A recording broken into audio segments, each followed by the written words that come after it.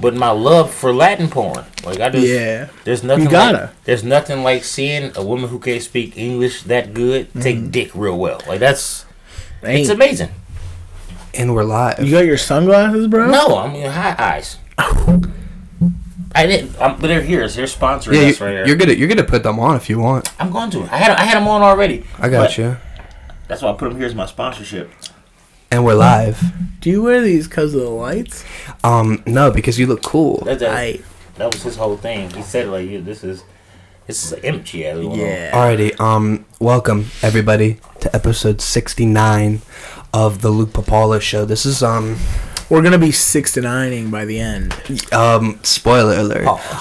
But yeah, this is a very special episode because I only plan on making 69 podcast episodes. So this is it. After this one, I'm done. Wait, are you just going to rebrand and do another 69 of something else? Like it's a whole new name or something like that? Like, It'll because you got to get back to 69 again. It'd be not the show, not the podcast. Yeah. It'd be the experience. It was a little bit of a bit.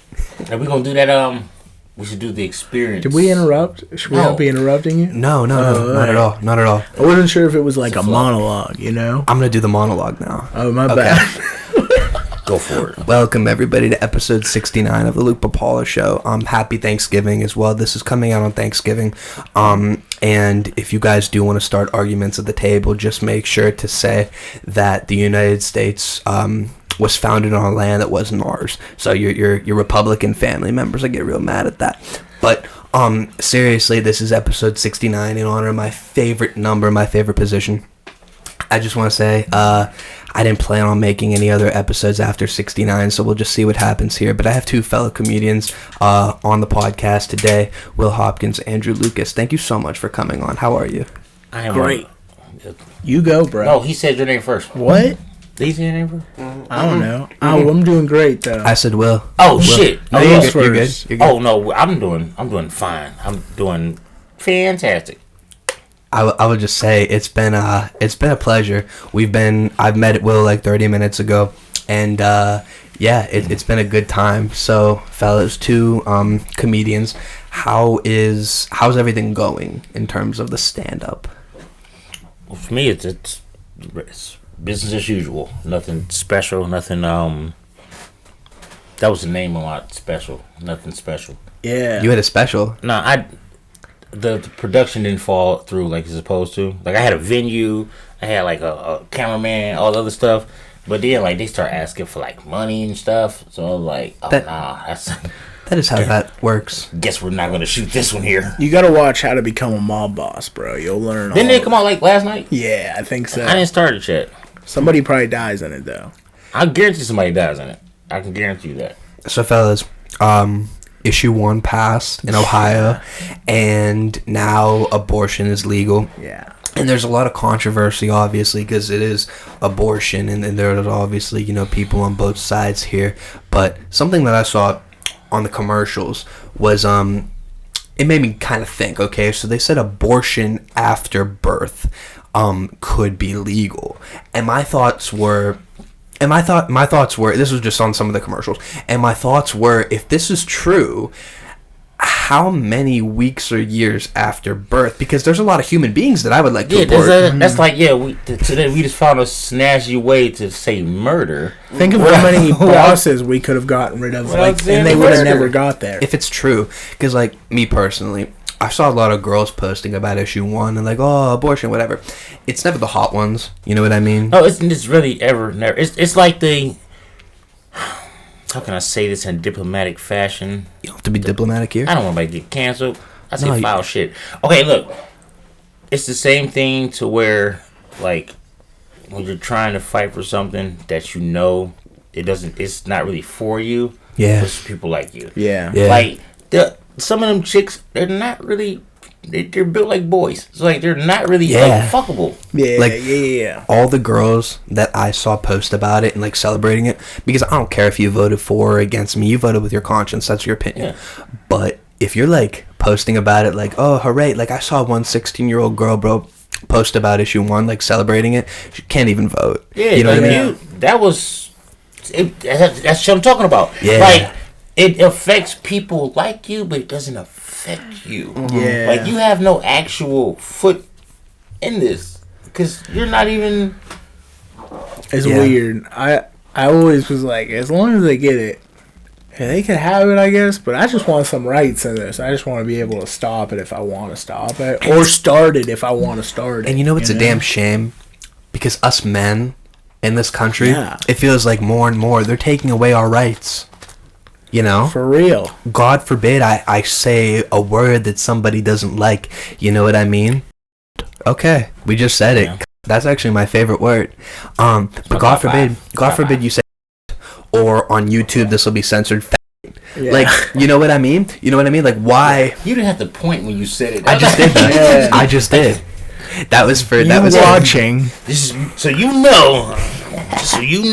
That might have been a hate crime. No, it wasn't. It wasn't. Depending on who's watching. I love gay people. Yeah. Can I say that? Yeah, I do too. Gay people are cool. No, think about it. Sometimes. I have gay friends, right, who become like disgusted, right, when they see certain things, certain actions, or certain things being said for the gay. Like, yo, I'm not one of them gays. I don't rock with that. Okay, yeah, I agree. I have a. It's kind of like a stand-up bit, but I haven't performed it out yet. It's just an opinion, but I would argue that there's nothing more masculine than f***ing another guy in the ass, right? If we're talking about masculinity, if we're talking about being a man, it's two men, right? They're engaging. You're showing dominance. You want to hear a story about f***ing guy in the ass? Depends. Oh, my boss. Okay. He is a wonderful fellow, and he loves to talk to everyone. Sometimes, but we had this guy come in, and he was like really tall black guy. First thing my boss sees him, he's like, "Whoa, you're tall. How tall are you? Like 6'7"?" He's like, "Nope." He's like 6'8". No, 6'5". And my wife's 6'2". So he's talking to him forever, and probably 30 minutes he's talking to him. We're holding his pizzas, like trying to get him out the door. I thought you were gonna say penis. Yeah, sometimes the way you was you was rocking toward it, the way you were coming. So we're talking there, and he's like, says to my boss, or he says to the guy, he's like, "Now listen, bro, if you go to prison, I'm just saying, like, if I go to prison, like, I'm gonna be the guy who's f***ing the other guy. I ain't gonna be the guy who's getting f***ed.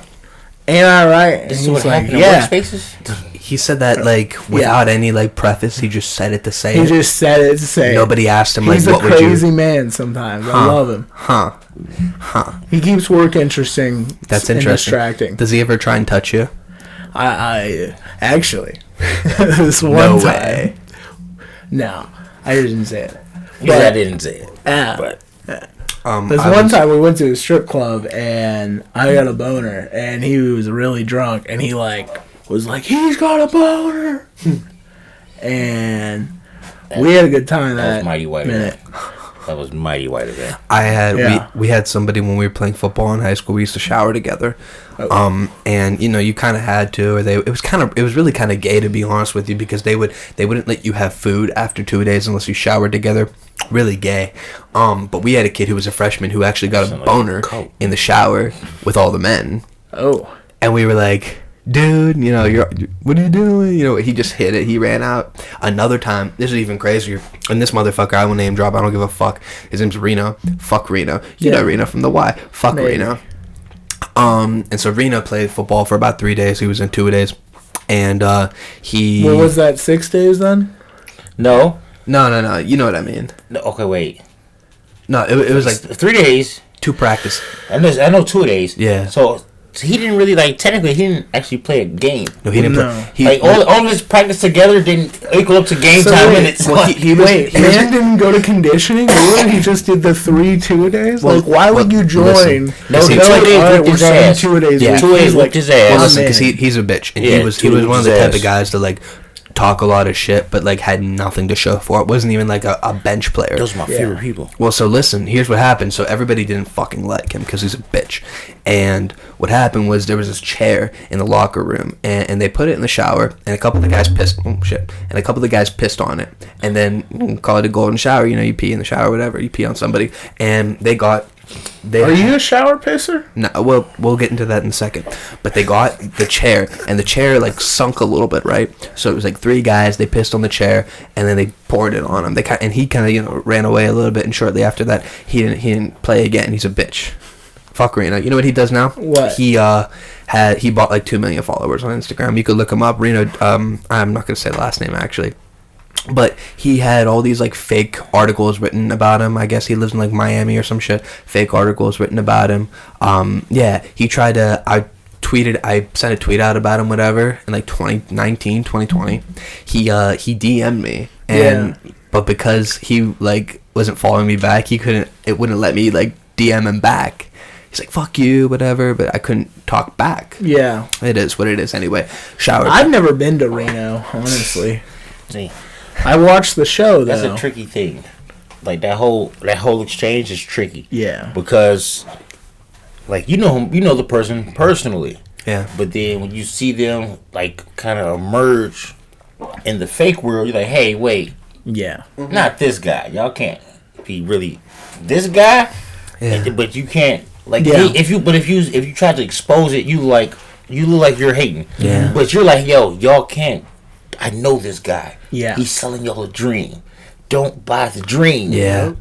Going back to your question about pissing in the shower, I do piss in the shower. Yeah. I've actually pooped in the shower before, but How drunk were you? Oh, Where's Joey Diaz? I was 11 years old. I was having problems. That don't count. We were all having. Have you guys ever got caught jerking off? Yeah. Really? Yeah. Tell me about it. Oh, the one time my dad caught me, and I had his Kindle Fire. Did he join in with you? No, he was like really upset with me, and then I had to go to youth group. Oh. And he like was driving me youth group, and he was like, "Are you doing this with other kids here?" At the Oh my youth-" gosh. And I was like, "What?" No, because as a parent, you get weirded out. You have to ask some type of questions. And the answer was yes, right? You were? Oh yeah. Yeah. Yeah. It was a circle Depending jerk. on the day. It was a circle jerk. Bro. You guys play spin the tablet, like Dude. y'all just put in the circle. Dude, church kids were wild, Y'all dude. spin the tablet. Dude, you ever been a church fan? No, Bro, you have some weird time. You think you fall in love with a girl in a church fan, let's go. and you're like ready to marry a girl in a church fan. Like you can get to that point. The one time we went up to this conference. How in love can you get in like a Oh, 3 hour? dude, you're sitting in a space like this. It's you and there's some blonde-haired chick next to you with blue eyes, and you're like, she looks like a companion. Let me talk to her a little bit. What are you, Hitler? This is what Jesus sent me. This is what Jesus sent me. Exactly. That's kind of how it was. You're in a white church fan. Hold on. Come on. Let's stop What are right we there. doing? What's with the fascination with the blonde hair and the blue eyes from I'm you? just saying, like, that's what they look like. No, they had like blonde if you think hair, about and it, then they'd have like brown in there If you and think blonde. about it, They'd be like that is mixing like it up. that is kind of what he's saying is kind of like you go back to like older movies and stuff. Yeah. That's the little girl you have the crush on. They went in like a jean jacket. That's like high school, but like. That's what it was. I was in high school. That's what they looked like. You know? Did she smoke Marlboro Reds? She didn't smoke Marlboro Reds. No. I like a bitch who smoke Marlboro Reds with jean jacket. Like every time you see her, like the first thing that comes to your mind is like Sweet Cherry Pie. Like Really? that's like you hear that song in your head. You like she just taking that jacket off, smoking that Marlboro. Yeah. Like holy shit, this is a dream. And then you're not knowing that in 44 years, like her titties are gonna be this long. Yep. And she's gonna be like still smoking Marlboros. On food stamps. Yeah, breastfeeding a 4-year-old. Was that a racial thing? No, we're talking about white women. No, we're talking about white women with really giant Really long titties. Yeah.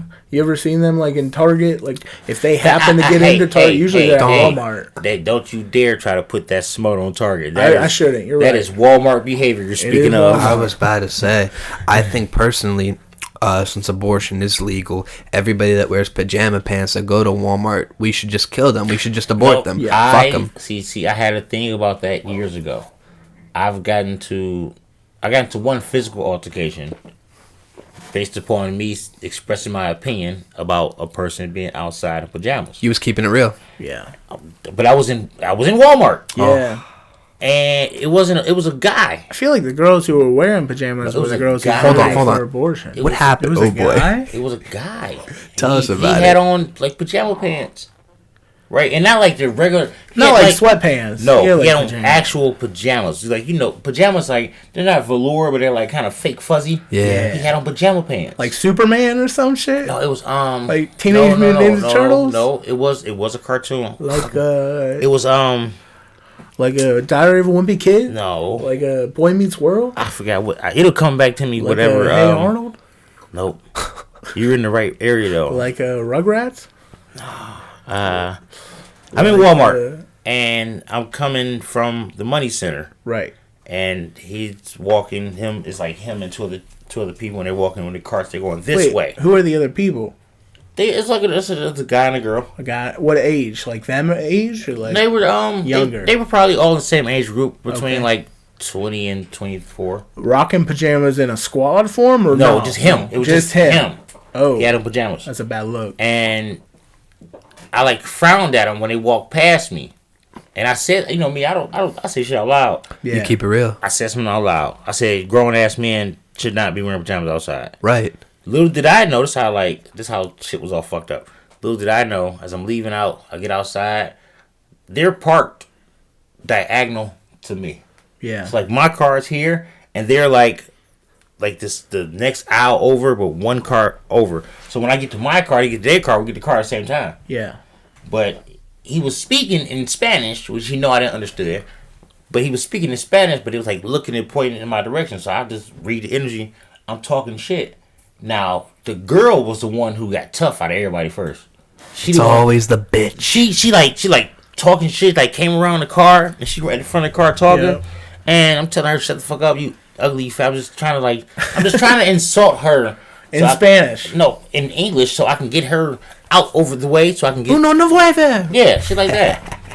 And he actually, like, put his stuff in the car, and he came, like, he was going to walk over to the car or something. Yeah. I wasn't in my car anyway, so when he walked over, my door wasn't closed. So I just popped back up and popped out. When I popped out, he kind of like, oh, shit, he's loose. So, when he came toward me... Was that a racist joke, bro? No. On a podcast? No. When he came toward me... You can't be racist. You're black. Yeah. That is not true. Yes, it is. I'm telling you from the inside. You can't be black. I'm racist. I have inside information. You guys don't even know about the outdoor shit. I have inside information. Like, my aunt is like my aunt hates everybody equally, though. All right. Can I say this Asians, real quick? All that shit. How many times... You can't say no. It was a question more so. But yeah, you can't say How many times have you given out the pass? I never do. Really? No, because it's weird. I never. It's weird. Never. And can I say it real quick? Can I say we're all men here? I would just like to publicly condemn everybody, every white person who has said the word. I think you're disgraceful. No. I think you're ugly. I think you're disgusting. I think you should go to hell. Okay. Yes. So now that we've got that part through, I think personally I relate a lot to black people, and here's why. Okay, so my grandparents are from Italy. Great grandparents are from Italy. Italian immigrants. African Italy or no, just Italy. But listen. I think that I can relate a lot to black people, and once again, here's why. So my family, always loud, very loud, compared to my dad's family, who's from Poland, Polish immigrants. Always complain. Why are they so loud? See, what you're saying, I'm saying right this. What you're describing is not a black-white thing. That's shit like that, right? Like same thing with the Puerto Ricans. There are Puerto Ricans who they fight against all those stereotypes, right? There's loud Puerto Ricans, there's loud Mexicans, there's loud black people, there's loud white people. Well, may I say something? What's wrong with being loud? Nothing. You can be heard. But see, it's a difference. It's a huge difference because it's impossible for anybody. I'll dispel this rumor today. It's impossible for anybody to act a race. You can't act a race. Right. Who's better at making a scene? An angry white lady or an angry black lady?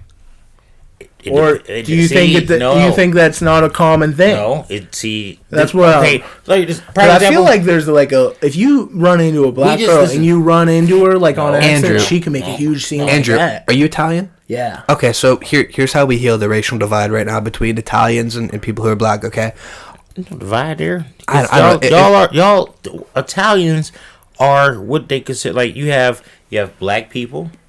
You have niggas. Mm-hmm. Oh, right. All right. Italians. Can I just say that's the first time that word has been said on this podcast? Oh, I break records.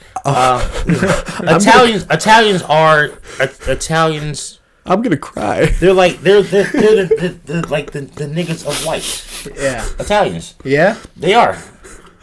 Like what do you mean? Okay. Every nationality or race has what they consider the bottom of it. Both of our ancestors came off boats. Yeah, right. That too. Hey, we were running the underworld. Okay, prime example, right? You ever meet poor Irish people? All the Irish people I know are just degenerates. Okay. All of them. Well, you're a drinker though. Well, no. I'm not really a drinker. It's just it was more so a joke I told in the moment. It's a difference though, because like I said about the poor Irish, like everywhere around the country, there were sections and neighborhoods like for the Italians who had money, the Italians who didn't have money. Yeah. You have the Polish who had some money, the Polish who didn't have any money. Same thing with black. Like there's places in Cleveland to where, like, oh, you live over there, oh, you one of them black people. Really? Like, yeah, because they think like, okay, you live over there, you have a different outlook on life because your conditions over there aren't bad. Yeah. See, in my opinion, I've never encountered somebody who was black that was racist ever. They might listen because that's you never been to a fucking comedy show, bro. I guess not. That's not true. I'm just fucking around. No, because for real, like sometimes we don't want to expose that around people such as you. So you can go back and tell your village people like, hey, they do hate other people too. They can't do it, so we don't do it in front of you. But if you get 7 black people in a room, like you can find some racism. Oh yeah, easily. If you get 7 white people in a room, if you get 3 white, well, no. What's the Bible say? Where 3 or more are gathered, there's racism if they're white. If there's 5 white people in there, that might have been the Message version. Like this, like I can't wait till I have a show tomorrow. Okay, I have a show tomorrow. Right. I can't wait. Where are you going? Cork and Cap. Plug. What time? It's 7 o'clock. Warren, Ohio. But he already said that the show ain't coming out till Thanksgiving. It won't, well, if you're watching this on Thanksgiving, what are you doing? You should have been there. Yeah. Well, I'll release video later. But that place is a prime example of the difference in whites. Yeah. Because going to do a show there versus going to do a show at like another place in that area, you can really see the divide. Like, oh, these are not the poor whites. Yeah. Huh. Like, these are the... Like, there's fun whites. Yeah. There's some fun whites. I consider myself a fun white. Listen, can I say... That sounds like something a white girl would say. I would just like to say this. I talked to a black girl in high school for like a couple weeks. Got her to send me booty pics, and then that was it. We've been there. Yeah, and she was hot. Yeah. But see, the thing in my opinion. But the thing is this, right? But she's not hot anymore. I do have a girlfriend. I'd have to preface that. You don't have to preface that. Sometimes she's not watching. Just because this is episode 69 doesn't mean you have to preface that. No, because some people, like the shit he was saying, it's a true life thing. Like everybody, now we're old enough to see what your high school crush turned out to be. Dude, it's weird. They're all pregnant. Yeah, see, that's the thing. They're all pregnant. Can I say something? Yeah, it's your shit. You kind of and now abortion's legal. My old podcast host. He's not hosting this episode currently because he knocked up his girlfriend. He was going to Wait, are they having a baby today? January 4th. He could have fucking been here. What do you think? That's what I'm saying. He said he put the whole kibosh on everything. Fuck you, Shide. No, I'm telling you what. Let's see right now. Those Get her a stool or something. No, she can put her feet up. She'll be those happy are some for of the hours. things, like some of like when you make decisions like that, like to alter your life because you want to do the right thing. No, listen. I would say real quick. I'm very happy for him, and I know he'll be a great father. But it's just annoying how like I don't know. He kind of like, in my opinion, I don't see him anymore. I want to see him. You know what I mean? Yeah. But everybody had that. Like it has that transition. That's what I'm saying. Like it's almost like you're the baby for him now, but he's like trying to let you go so he could have a real baby. Yeah.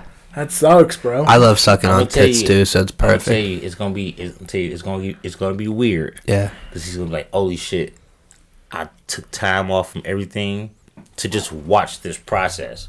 I could have continued to do shit like to the last like 20 days. Like, hey, now I'll stop bullshitting. I got 20 days to go. And what pisses me off too is he has a lot of potential. He could be a great comedian because that's what he wanted to do as well. So we'd be podcasting together and stuff like that. First time he approached me, he wanted to get on the show. He wanted to, he said he's like really passionate about stand-up. He would write and stuff like that. And so, I don't know. I hope he continues to. I love when everybody's able to pursue their dreams. You know what I mean? I hate seeing people give up on shit when they have passion for it. I'm gonna tell you. Listen, COVID, as I call it, the Kofifi. Yeah. Right? That defined where a lot of people were and were going to go when it came to like stand up. That's why I'm doing this shit right because at a point, there's a point like 2019. Great year, end of the year, had a New Year's Eve show, and I thought like, hey, this is gonna be the turnaround. Yeah. From I want to say November of 2019 to like maybe I had shows lined up for at least 4 months going into 2020. Yeah. Like and then like for real when the first cancellations start to happen, like hey, with all the stuff going on, this venue don't want to do this. Like, okay, cool, I'm cool with that. Yeah. But then, like, I watched all of my shows get canceled. Mm-hmm.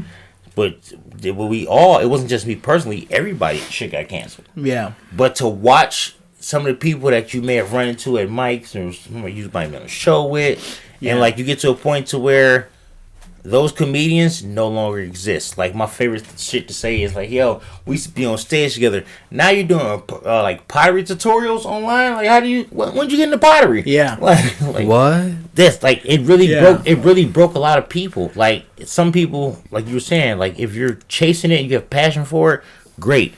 They let that because like we didn't think we were going to be on punishment forever. No, we're going to come back outside at some point. Bro, it fucking broke me. Now I want to be a comedian. I was a fucking engineering major. Yeah. See, but you were in the middle of something, and it slows you down. Yep. Here's what I tried to do. So my main goal in COVID was, I started lawn care and landscaping business with my brother. But the other thing I want to do is get famous on TikTok and like do comedy, like little skits on TikTok, whatever. And I was doing pretty well. I had like 1,100 followers, and I was on TikTok Live one day because I said, do TikTok Live, whatever. You'll get famous, you'll get more followers, whatever. And then I was on live, and then somebody started asking me questions. They said, how old are you? I was like 19, 20 at the time, so I said that. And then they said, do you support the LGBTQ community? And I was like, sure, whatever, why not? And then she said, what's your nationality? And I said, Polish and Italian.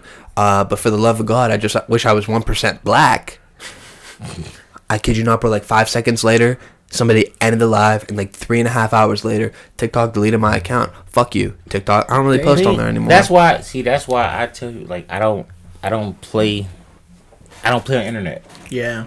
Like, it's tough. All because I wanted to admire the black race. That's all it was. I'm shitty at internet because of like out loud. I say fucked up shit all the time, but to think that somebody can slow down whatever I have going on because of them not understanding who I am or them not understanding like the joke inside of it, I just stay away from it. Yeah. And that's the tricky part too with like all the censorship like I talked about before this, how there's YouTube, no principled platforms anymore. You know? Here's the thing, you have X. It's not for everyone. I do have I feel like the platform that I use is very, very useful. You're okay. What do you mean? What platform? Public. I go out in public. Okay. You have to, like, there's people who... I have that app. There's people who have been, listen, there's people who, like you said, they have millions of followers on TikTok, and they have 1 million followers on Instagram, and they do all this shit, but you don't know them publicly. Yeah. It's very easy to create someone behind your thumbs, but you have to take that same energy outside, and they can't do it. Yeah. Then when they go outside, it's not really the same because you don't know how to act in public around these people. Like, you think they're taking you as this. Like, no, I'm really like this. Like, It makes stand up really hard. No, at times really. for me. Really? No, like getting after shows. Like now, I stay a lot later after a show happens, and I try to talk to people as long as I can to try and network. That's how you figure out the weirdos. I'd be doing like 3 shows, 4 shows a night in Cleveland, and then dipping. I got to get home. I got to get to work in the morning. I'm out. Like, it was like, I kind of slowed down, and I feel like I'm networking so much better now that I do way less shows. And so this is what I hear about the hang. You know what I mean? Yeah, I know what you mean. Like I'm spending a lot more time with comics. The info you get from after the show, because it's not always going to be based on what happened tonight. It's just good to hear like other people's outlook on it. So when you might be hanging out after the show, like I used to hang out at Funny Stop after the show till you look up, there's like 4 cars in the entire parking lot. Huh. Yeah. Like it's just us who are standing right here. We're the ones just standing here hanging out. Like Pete's left. Like rest in peace to Pete. But like everybody's gone. Staff is gone. Lights are out. We're the only motherfuckers in this parking lot. But it's just that bonding that you get. I hear that's the best. Like the hang. Like Joe Rogan talks about it, right? The hang in like the green room, and like he said, the parking lot. He would talk about the comedy store after. I hear that's like the best, bro. It is.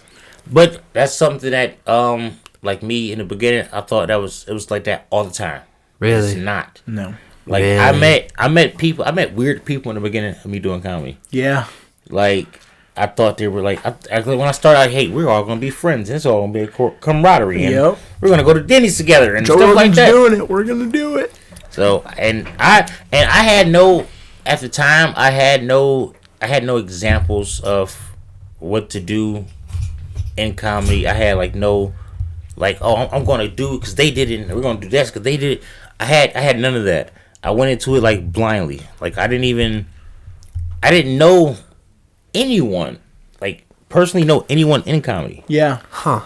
Like I didn't know anyone. Like just going somewhere like, hey, I can sign up. That's what I was doing too. And so, but like, have you guys noticed like as the years have progressed that it's like less of a famine mentality? Because that's what I hear comedians talk about. At least it's like it's always gonna be that. Really? Yes. Always.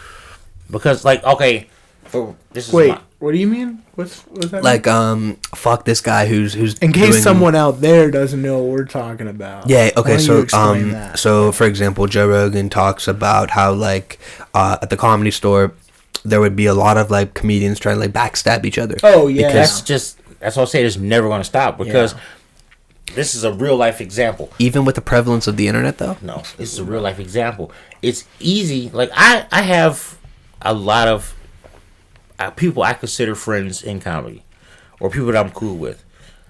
But I also know somebody who's not cool with you. Yep. And I'm cool with them also.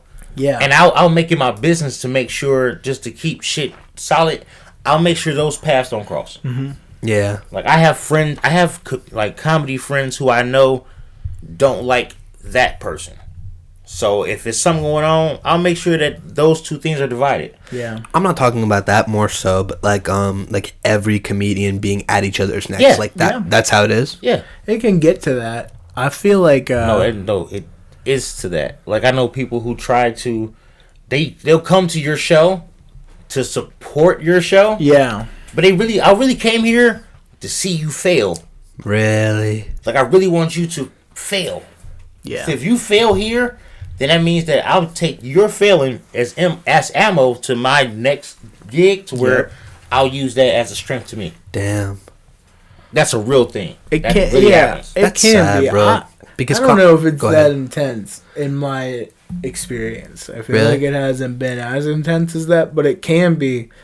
I feel like there's a lot more. I don't know. Maybe it's just me because I feel like I'm cutting a lot more comedians off who are like that, you know, where I just try not to do shows with them and not really talk to them too much, you know, try to stay in not a clique, but just with people who want to be there and people who are like, that want us to all go together, but at the same time, they're always looking to stab someone in the back. That's part of the problem, you know? Also. In terms of tell someone something and then it gets back to the, like if you tell the wrong person something in comedy, in the town, like it gets back to someone else in literally 12 hours. Like it's crazy. Less than that. And that's the issue too, because wouldn't you guys say that like most comedians are like broken a little bit?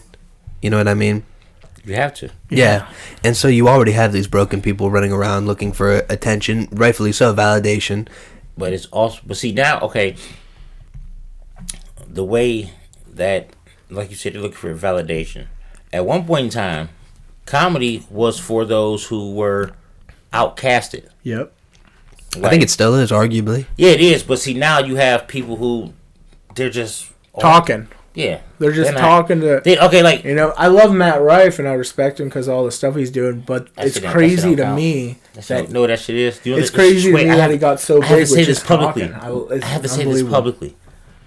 That is equivalent to the Instagram baddie releasing her rap album. Yeah, like I didn't know you rap. Oh, I didn't. Or like eating junk food.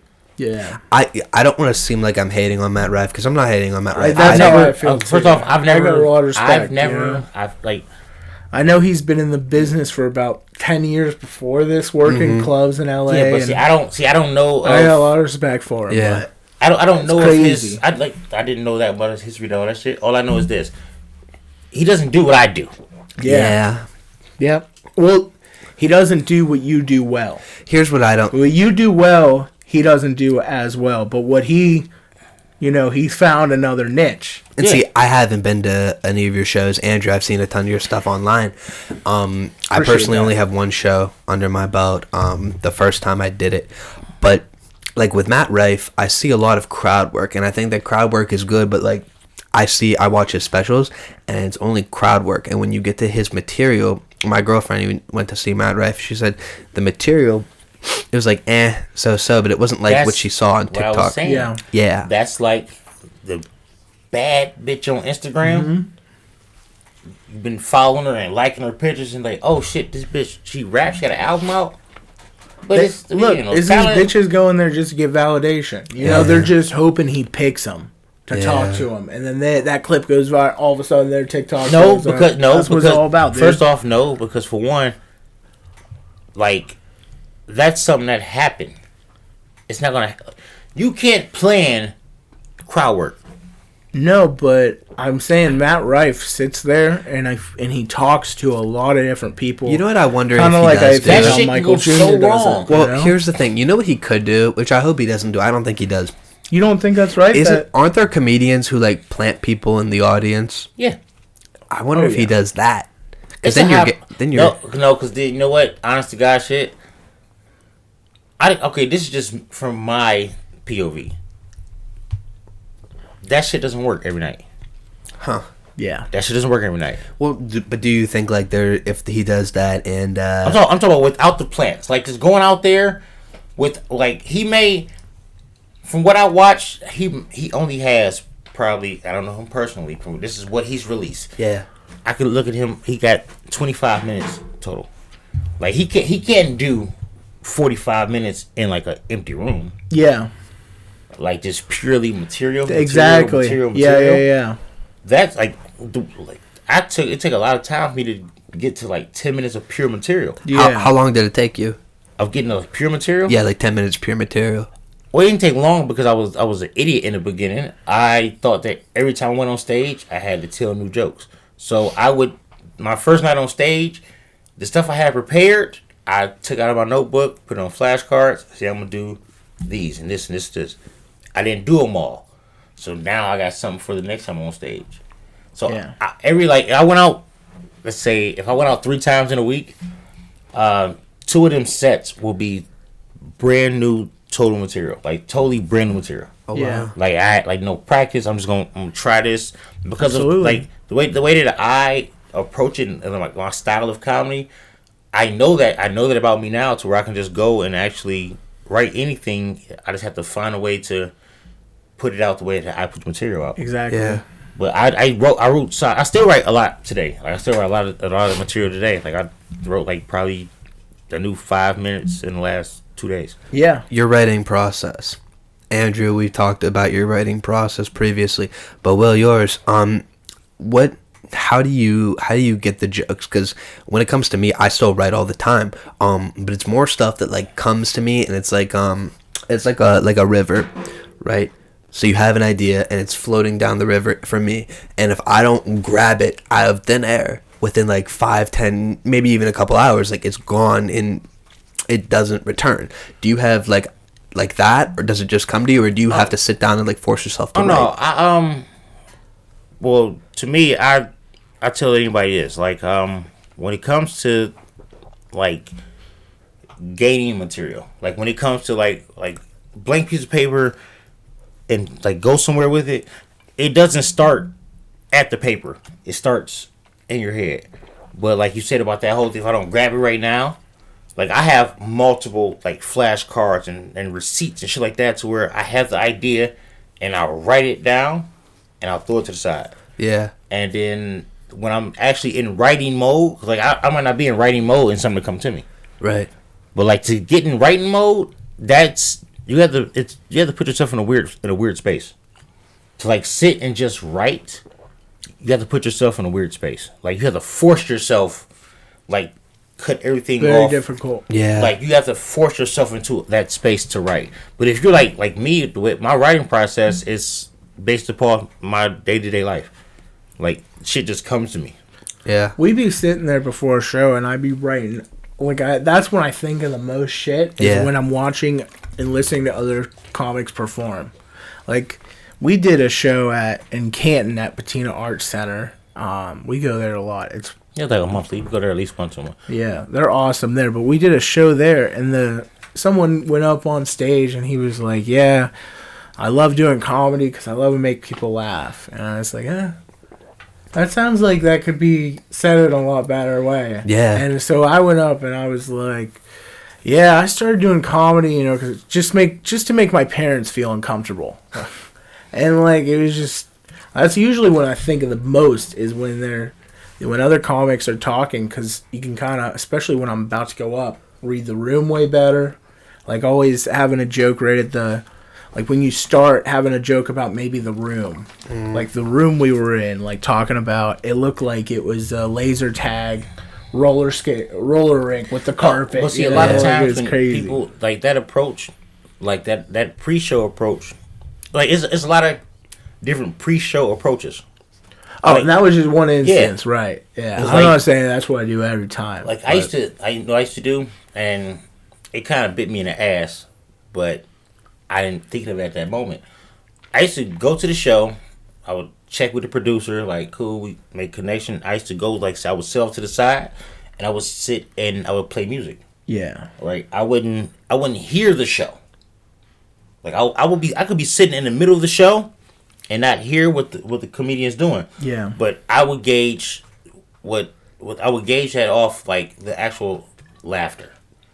Like, 'cause you can sit and watch a show and like not know, like you may find it funny, Yeah. but the room might not find it funny.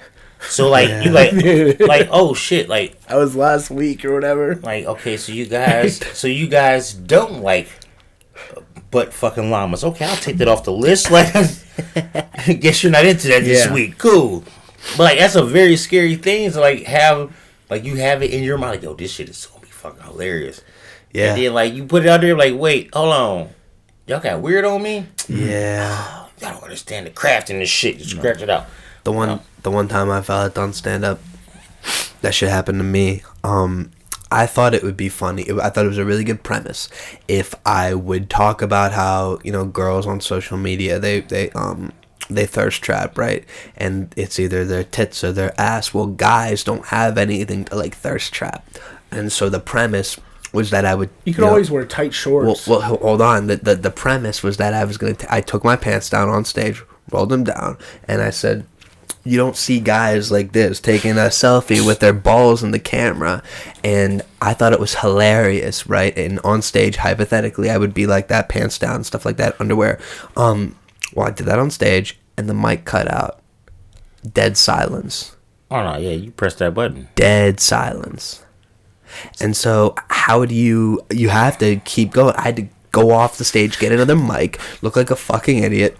Shout out to my friend Ivan, who had me headline and stuff like that. Obviously, I'm not shitting on him at all. I'm very grateful for him. I'll forever be grateful to him.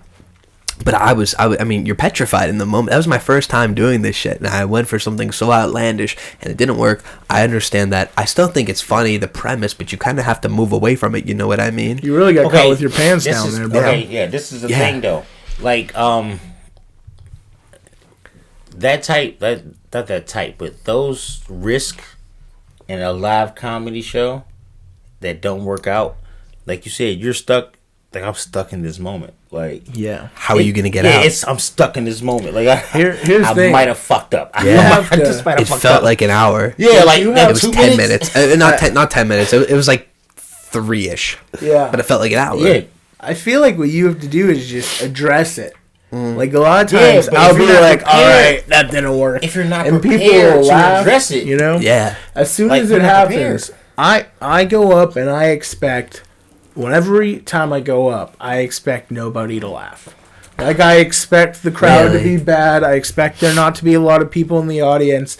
Like, I'm going to have to do my 5 minutes, and I'm going to have to do it.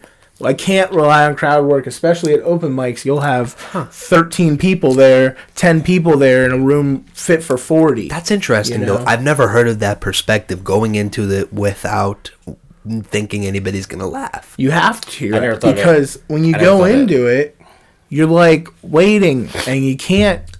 You're only waiting for the crowd to laugh, but you leave the pauses in there. I time up a lot more stuff now. Now, may I ask you a question, though? So, like, how do you go in there with confidence if you assume that nobody's going to laugh? Because it's what I love to do. That's his method. That's true. That's what I do. I'm just trying to get a Yeah. perspective. Yeah, that's all. that's- Yeah. That's his the method, method, for real. But it takes, you know how long it takes some people to figure out that mind trick to have yourself. Yeah. Like, I used to listen to Power before I went on stage. Yeah. Even if we had music or intros, either I wouldn't have him play it because he couldn't get it to the point to where I needed to be mentally to go on stage and make it happen. Yeah. But if you really, like, you have to find whatever your thing is. Like, my friend, he say, I'm about to bomb. He'll say that. He said that every time. Really? Yeah. Because he's setting himself up so, like, hey, I know this shit works, but if it don't work, I'm fine with that. I understand that. Because you don't want to beat yourself up. But going back to that perspective, that's a very interesting perspective. I never thought of that. Comedians don't laugh at other comedians a lot of times when you go to a show. Like, That's they how aren't very supportive. That's how I used to know if I Especially had like in fire. Pittsburgh. Like, fuck Pittsburgh. Pittsburgh comics were Had some never fire. laughing at nothing. It'd be a room of 30 people, and 24 of them were comics at an open mic, and they'd all just sit there and look straight at, wouldn't look at you. Okay, so I'm it was not, like, comics don't laugh at other so comics. I'm not They try crazy hard not to then, because sometimes. I mean, I consider myself a comedian, but I've only done stand up once. But like, this podcast is all like centered around comedy, right? It's a comedy podcast essentially. But like, I'll go to see like Tony Hinchcliffe, Joe Rogan, Dave Chappelle, and like, I'm not laughing like piss my pants like everybody else is. And I don't know what that is. I'm gonna tell you what well, for me personally, right? Since I started doing I have that same problem, bro. I don't watch stand up. Huh. Since I started doing stand up, I can probably tell you, As in specials. No. Like, we watch it. listen, At I only shows watch it if I'm sometimes. there. Yeah, that's what I mean. But like going home and popping on Netflix, no, I'm not doing that. Yeah. Right? Because I'm gonna clear this up. Well, this is just me personally. I'll clear this up today. Yeah. Anytime something comes out and people are they're really trying to show, like, hey, I'm hip. I'm watching this. Yeah. Anytime a comedian say, yeah, about to go to class or I'm studying the craft, what do you learn from watching Dave Chappelle on stage? Oh, dude. Well, it depends. You're watching him manage the crowd. But no. Sometimes. What do you learn? Like, what do you like? Yo, I can take this and put this into my bag. Remix it a little bit. The setups. No. Not the material. Okay, because then because then you're really You learn the timing. You're dangerously you have to close. but listen, you learn the timing, Yeah, bro. what about, like, of timing ain't a the same. setup, and then you can use that same timing pattern in other material. No, I don't know you that. should- You should already know that if you're doing this. To where it's not the same joke at all, but No, it's the same kind of timing effect, which like, I don't my know if timing- that's joke stealing or not, but No, that's something I'm the always timing- thinking about. The timing is something you should already have because you're already doing it. But don't different comedians have like a different timing? Like somebody Yes, like a Dave yeah. Chappelle that's like it's a slow okay, burn. part So of you know? depending on the like joke, rap. you can use different. Yeah, like rap. Yeah, Like, yeah. yeah. But you can't. I can honestly say this. my style of comedy, there I don't like I said, a sample. That's what I was always saying when we talk about a sample. Yeah, but the way you talking about it, sometimes like if you too much of the sample, now you're giving away the whole.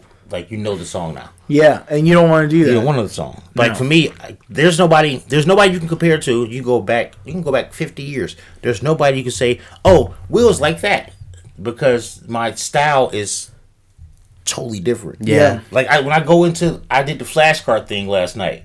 I have the Will Cunningham written on the front. Yeah. They'll read it and I'll explain it. Huh. I can do that 10 to 12 times. That's cool. Dude, the Will Cunningham jokes are his. That's cool. Those are his. Like Hall of Fame jokes. Like but nobody else people does know that. Him for that too. That's cool. Yeah. Nobody else does that. You're like Dice in that regard.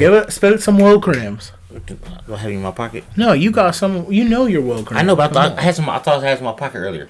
Let's go with the classics. Bitch.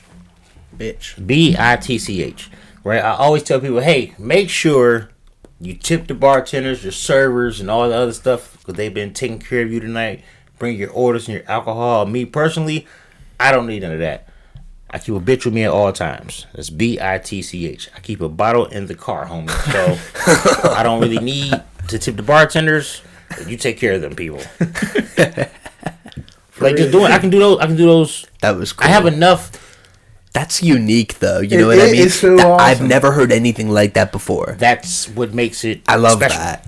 But the thing is, like. People have tried. They tried it. Like Columbus tried it. Cleveland, they tried it. Akron, they tried it. Youngstown. Only motherfucker who tried it in Youngstown, it was a bad time for him to try it. I was there, and when he did it, some people actually turned around and looked at me like, "Damn, like he's doing that." Like, yeah, don't worry about it. Yeah. And so, like, but that's something I really appreciate about comedians, you know what I mean? Because like there's so many different like genres, okay? There's this one like Joe Rogan, okay? Joe Rogan will say like off the wall shit and that's his thing. Dave Chappelle, he's really a storyteller essentially is what it is. And you have like 3-4 minutes to set up a punchline. You have somebody like a Mark Norman who's just rapid fire, you know, kind of like the traditional comedians, just like the one-liners, you know. There's and that's honestly that's a thing that has been resurfacing a lot. For real. Like the That's the one-liners, the one-liners and puns. That's like this. Like I ain't gonna say the simplest form. I'm not trying to like diss one or like that. But that's like fuck you, dog. That's very fast thinking like comedy. Like I can do 100 of these now in this time span. Do you think that represents like? I'm sorry, I don't want to cut you off. Do you think that represents like the culture now? Like we have short attention spans. Yeah. That's why the one chick told me outside the show, she was like, "Oh, you just do the Will Cunningham thing. That's easy for me. I can keep up with that." She was hot as shit too. Like she was probably like 24, nice, perky, unfucked up titties. Like everything was perfect. But the thing was, it was like. She said it like, "Oh, I can keep up with." I laugh more there because I keep up with those. They're faster and they keep my attention span. Yeah. Versus a guy who went before me he only told 3 jokes, but it took him like 4 minutes per joke. Like because like it's hard to like I'm not good at storytelling because some of my stories you had to be there for real. Like if you wasn't there, that's how I am too. Like when we tell the story about what happened at the Puerto Rican biker bar. Yeah. Andrew laughs because Andrew was there. Mm-hmm. Yeah, he was part of it. Mm-hmm. But we explain that story to somebody, they don't get the intensity in those couple of minutes of what happened. Like, yo, he alienated the whole room and everything was fucked up, and then they call Andrew. And I fucking killed 20 minutes straight up. Really? For real. Like it wasn't his position to. Yeah. No. But he had to turn the room all the way back around. Like that should have been done by the host, but the host was still rattled from the shit that just happened. Really? But they just threw Andrew up there. Huh. And he had like at that point he did not have a clean slate to like do anything. It was still very tense in the room. Huh. But he worked his way through the room and turned shit around, and by the time that he was finished, okay, now we're back ready to laugh again. I didn't even start doing my material in that one till like 7 minutes in because I'm just commenting. He's on just the trying room. What just happened? Just being slow. Really? Like this actually just something's happened. going on over here. Yeah. You know, like I was here. This happened. I knew y'all seen it. I seen it. Yeah. So he's trying to like, and he's navigating through that so beautifully. It's more the sense of like, okay, cool. I see it now. I'm bringing the tension down. A little more calmer. Mm-hmm. Now I start telling jokes. Yeah. But he had like at least a 5-minute run to where it was no actual material being told in those 5 minutes. Yeah. Really. That's talent, you know what I mean? How about both of you? How long have you been like doing it in terms of like the amount of shows that you've done? Maybe just my like in a month or a year, like I put a lot of miles on cars. How many shows have you done like all time, do you think? Rough estimate. Including Mike's showcases, including the open mics, everything. I gotta be over 500. Oh shit! I have to be more than that, dude. How many years you been doing it? It'll be 8 years in January. Yeah, way more than. But no, we used to go on runs to where we would be around the city. We'd go for real. We'd be in Cleveland. We'll do 3-4 shows in one night. Yep. Oh shit! So like. I would go and catch this 8 o'clock mic. Yep. And then that's Tuesday nights. Yeah, with them two, and you're like, dude, let's go over here right quick. We go over there, that mic over there, and then we'll meet somebody there. Yo, doing such and such at 10. We can go over there too. Like, and we would do that. But like, I looked at it in more the sense of those were the times where I realized I didn't have to write as much because I did all of them. I did 4 shows in one night, and every show I was trying to take this minute out and put this minute in here. And then take half this whole set off, and I'll open with this half of the set when I get there, and I'll try to come up with something on the back end. Like I'll try to keep the material just rolling and rolling, but it's hard to do that when, like, you don't spend enough time with it. Yeah. Like, cause you can write something, it'll work once or twice. And you think, oh no, I just have that. That's just no. I just have that. But then you got to try that shit somewhere, way totally different. Like doing 2 shows in the same city, like 2 actual shows in the same city in one night, it really showed me the difference in the sides of the town. Huh. Really? Because one place was like kind of classy, and you know what I'm saying, these are like not uppity, but these are like respectable people. Yeah. Then the other show was like, one of y'all like y'all steal. Like I don't like. Yeah.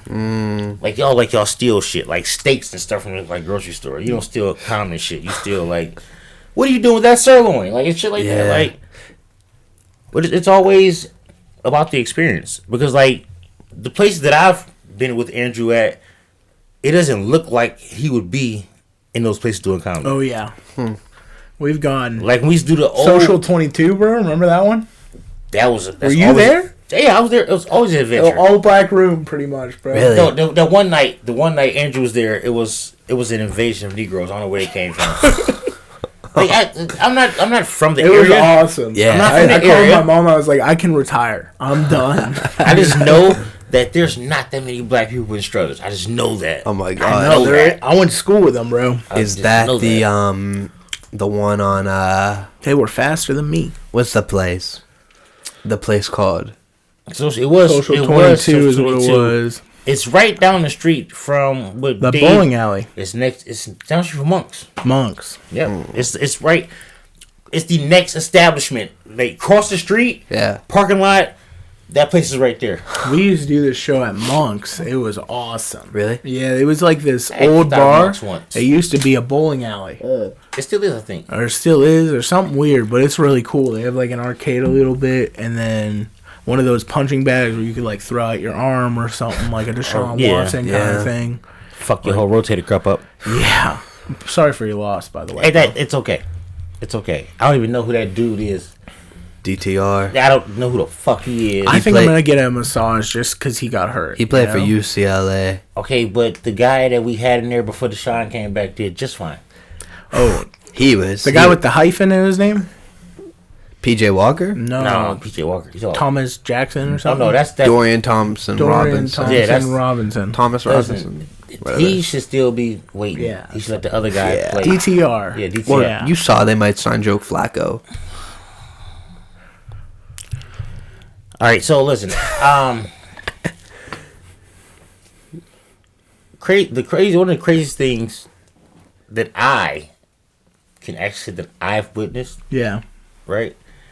Would be like, okay, we had this backup come in, He won some games.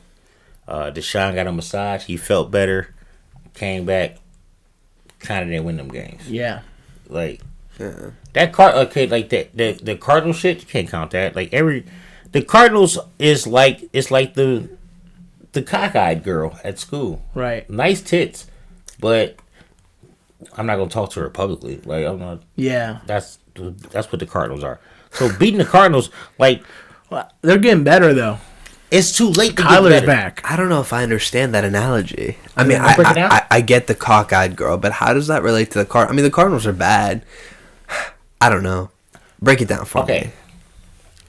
We know the big tit cockeyed girl. You Right. you don't want to publicly be known for boning her. Yeah. But if you catch her, like say you guys live in the same neighborhood, you catch her at the gas station, you'll try to bone. At the gas station? That's where it starts at. Would you rather have an outdoor bathroom or indoor bathroom for that situation? Like one where it's like you gotta walk around this creepy wall on the side of the building? What has this episode turned into? You want to go somewhere. You want to go somewhere to where you can't be seen in the action, right? Yeah. Like you go to her house. It's okay to go to her house because you can get out of her house without being seen. For real. You can't have her come to your house because, hey, you might have somebody across the street from you who go to school with you, like, yo, you was fucking Kaka Lisa. Like, oh shit, I was fucking Kaka Lisa, but you weren't supposed to know I fucking Kaka Lisa. Yeah. Right? But it's no reason to take credit for doing that. Mm-hmm. Huh. Right? You're not going to take credit for fucking Kaka Lisa. I feel like my neighbors would be like that. Like if I brought someone over, like my roommate would come home, they'd be like, hey, who's that bitch that he brought home earlier? Or guy. Yeah. Whatever. Who's the person you were with earlier? 69. Yeah. Oh. It was 69. Like, it's not a... Okay, do you believe there's like an equivalent to the cockeyed Lisa? That you can be like, hey, I'm still proud of this. Is there equivalent? drinking Bud Light. Yeah, Brian. I got a buddy who drinks Bud Light too. I'll drink it occasionally. But you would do it on purpose. Like you're not going to buy a 24 pack. You're not going to buy a cube. I drink Bud Light on a podcast. Just to be an asshole. What'd I say? I drank the Bud Light and I said, I want to suck dick right now or something like that. I forget what I said. I made it a reel though. How'd you get one of those cans with the Pride on there? No, not the Pride. Just a regular Bud Light. Just a regular Bud Light. Just a regular Bud Light. There wasn't something in your drink? It still made him feel feverish to suck dick. Yeah. I mean, it wants to suck dick. But wanted to suck dick. You out, bro? No, I wasn't. I wasn't gonna leave. I was in the bathroom. I don't want to be in the camera. All right, pause. You're good. Yeah, we could. Keep talking, goddammit. Shit. What you been up to, bro? Well, you got a truck now? Yeah, You're a truck guy. I've been masturbating. Yeah. Yeah. What? Yeah, a decent amount. Yeah, you got to get those numbers up. I every time I watch Wolf of Wall Street, I get really convicted about it. Continue. Go on. I'm gonna fix the camera. Go for it. I get really convicted about how much I'm masturbating. Like I'm not doing it enough. Continue. You know, what's his name? The actor. DiCaprio? No, the one from like the Dallas Buyers Club since it's episode 69. Matthew McConaughey. Yeah, McConaughey. He inspired me. You know, he's like, you gotta at least do it twice a day. You know, once after lunch, once in the morning, and then I heard some more speculation on sitcoms, and I learned a lot better rules. I'm pumping those. I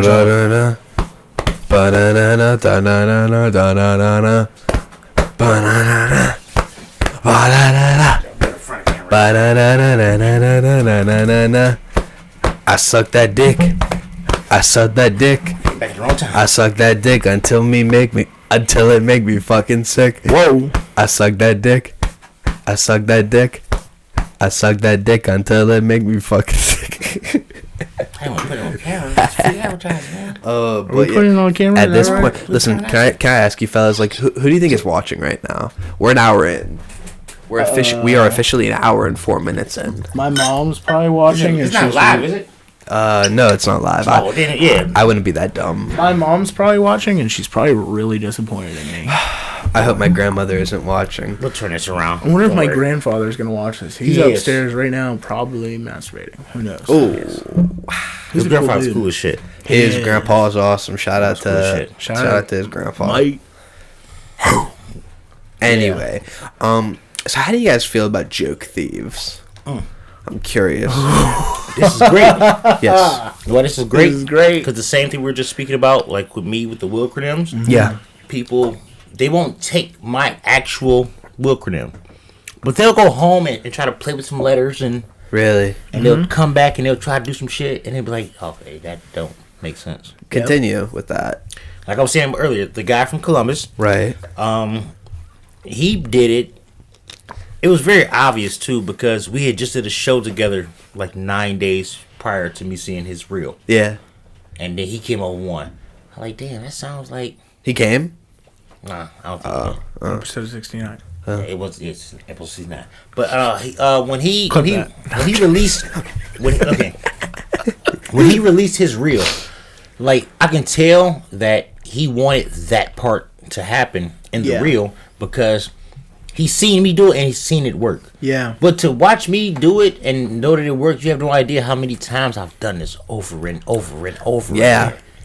Like, Dude, that show we were telling you about at Lil Lou's down the street. Yeah. Fucking love that bar. It was a good time every time I performed there. Outside of that one time, but it was still great. I got the video from that night That too. someone had done that to him that night too. Like Really? it's They tried. it's a common thing for us to run into people who are. It's like that. Will just said that like 3 weeks ago. What are you doing? But no, they do. But see, that's the thing. That's how you know it's. That's what I was talking about. And Being Will's been doing that for 4 Yeah. years. Like, what are you doing? Like that was a lot. that whole of them. thing when you about being in writing mode. Yeah. Right. When you're in writing mode, when you like, if you force yourself to sit and just write, you may come up with something that your brain has come Yeah. across.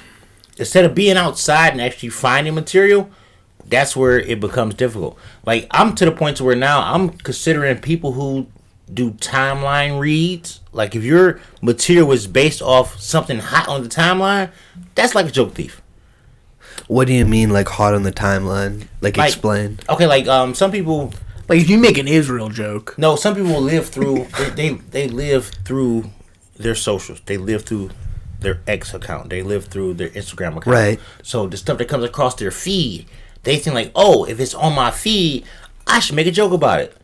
Like at one point, Yeah. Okay, like prime example, when the Bill Cosby shit was happening, every comedian in the world had a Bill Cosby bit.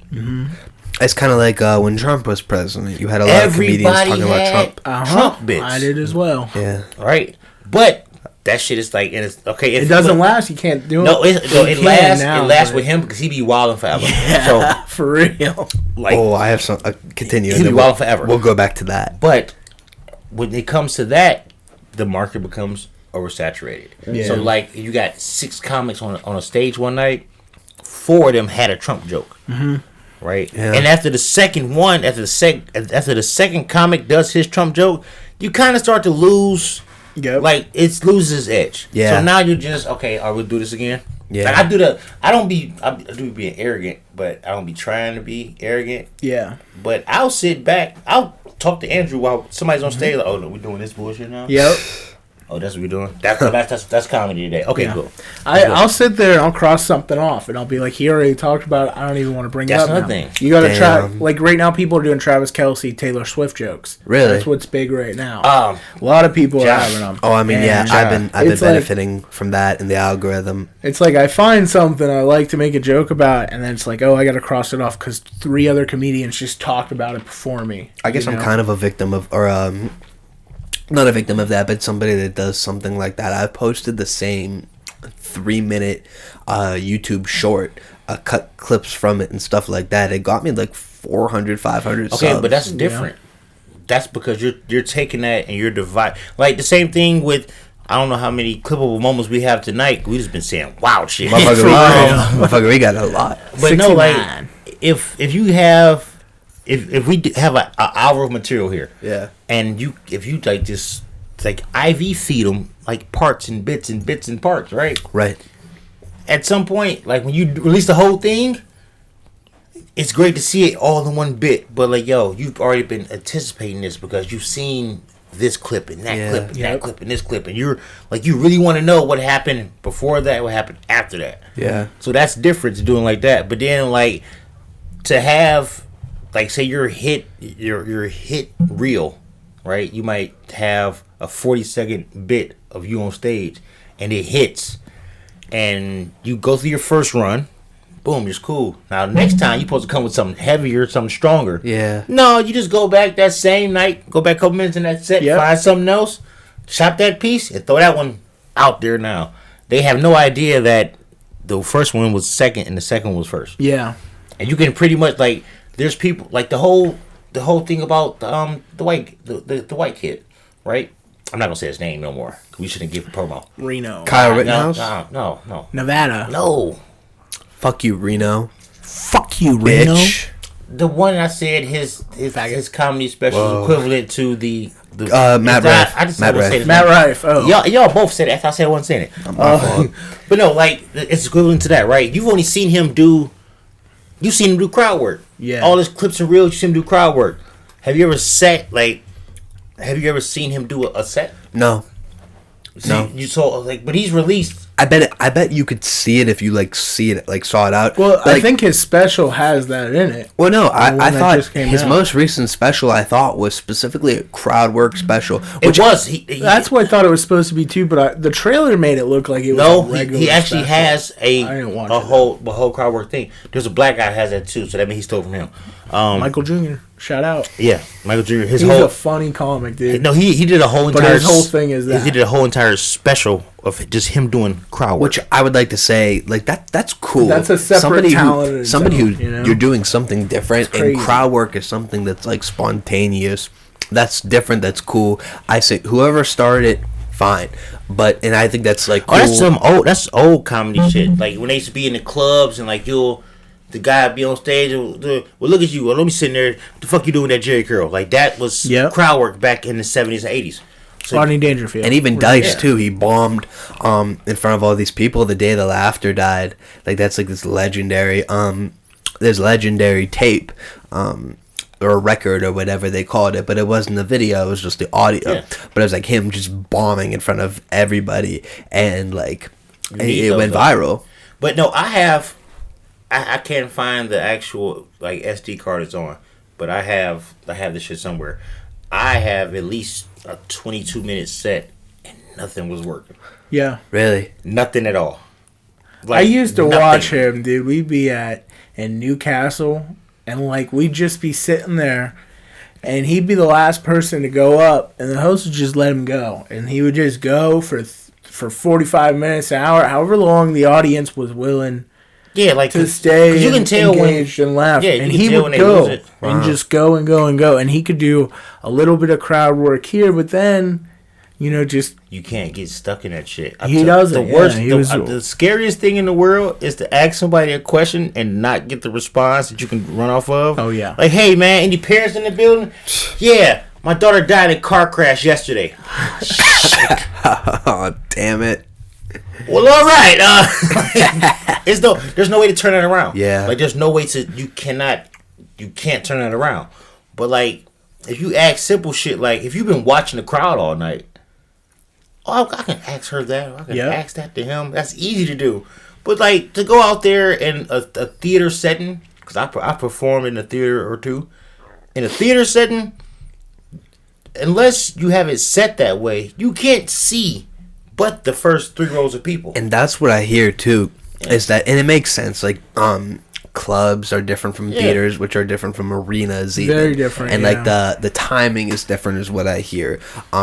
The cadence and stuff like that. I mean, rightfully so. The roofs are so higher. Yeah, so, and you don't, like, depending on what the audio system is, I might tell the joke right now. Yeah. But it might not get up to your seats for 4 seconds. Yeah, that's something I hear Joe Rogan talk. I hate to keep referencing Joe Rogan like I'm dick riding. The pit is laughing and it's working its way. It's working its way up. Episode 69. Right. You're working its way up. Yeah. So when you get to the top, you're like, oh shit. They're getting the joke now. I'm already on to the next joke because I already got them right here going. Yeah. So I need to. Like, and that's interesting. So when you said you perform in the theaters, like, how do you adjust? the very first time, I just focused on what I can see. It was my first time being in that size of space. Yeah. So I really focused and catered to what I can see. Like I said, the first couple rows, I would. Yeah. If I can see the laughs, because like hearing the laughs is different. Yeah. But actually seeing the people, like actual like reaction, I feed off of that. That's why I was shitty at online shows. Yeah. Because I feed off actual reaction. Was that during COVID? Yeah, I did. I tried one during COVID. And so how was that? Because I mean I don't think anybody did well. No, some people. That's how. Some people are still tricking people out here right now. They're still doing online shit. What do you mean tricking? Because we can all come outside now. Yeah. Like there's no reason for you to not be able to not be doing physical comedy. You should like. There's no reason for you to be strictly online anymore. Yeah. Like you should be like the online shit. It should be dead. Like unless you're live streaming. Like if we was set up in here and have like. Am I tripping? No. He understand it. He understand it. He's talking about like the online stand-up Yeah. comedy through like Zoom. Yeah. Oh, like yeah. that. People still be doing that shit? Yes. That's crazy. They've set up They gotta weekly zoom out, weekly see a bigger gigs. picture. Really? Like they're like, yo, every Saturday, every other Saturday, they do a real live online gig, to where it'll be 5 or 6 people, and they're doing that shit like in their own space instead of like I don't mind the live stream if we're all at a show. Yeah. But to do that shit out your like daughter's bedroom is weird. Still, we can come outside. Who's tuning in for that? That's the part that somebody is. How do you feel about people that still wear COVID masks? I know a guy. Tragedy. Actually, no bullshit. I wore one the other day. Yeah? Really? You get a cough? Nah. You saw an Asian. No, Nah, just kidding. Stop Asian hate. Stop Asian hate. I'm Asian. Whoa. 2% South Asian. No, it's I'll more tell you so what. Indian than anything. It weirded me out because I was just being funny. Yeah. Yeah. I got the giant eagle. I wasn't the only one that had one. And it kind of fucked me up. Like, yo. Oh, y'all think we about to die again? Cool. I saw... I don't, me personally, this just for me, not for the public, just for me. I believe that it becomes weird that some people never actually stopped. Yeah, like I went to Gecko the other day. Today's November 17th, 2023. Okay, so we're like 3.5 years removed from COVID being a thing. Yeah. Bro, this lady had the mask and the gloves still. And it fucks with you, like, Mick, like, yo, am I not in tune with something? Like it came out that they came out 6 months from March 2020 that COVID doesn't live on surfaces. It's airborne. What are we doing? Yeah, exactly. What are we doing?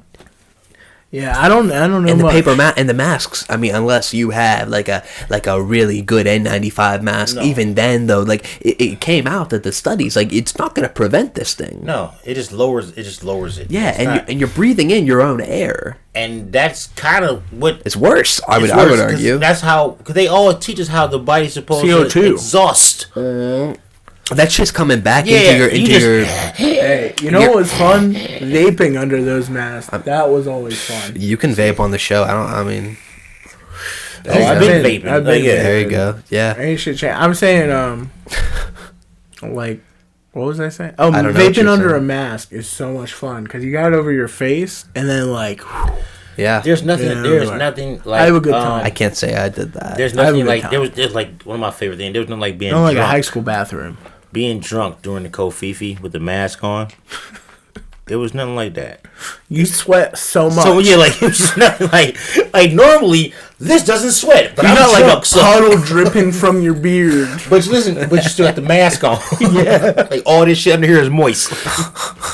And you like pull it down, and there's like you can't just pull it down because then Yeah. it just catches Yeah. right there. You know, you But gotta like rip. That's the whole really thing a thing. That is really a like.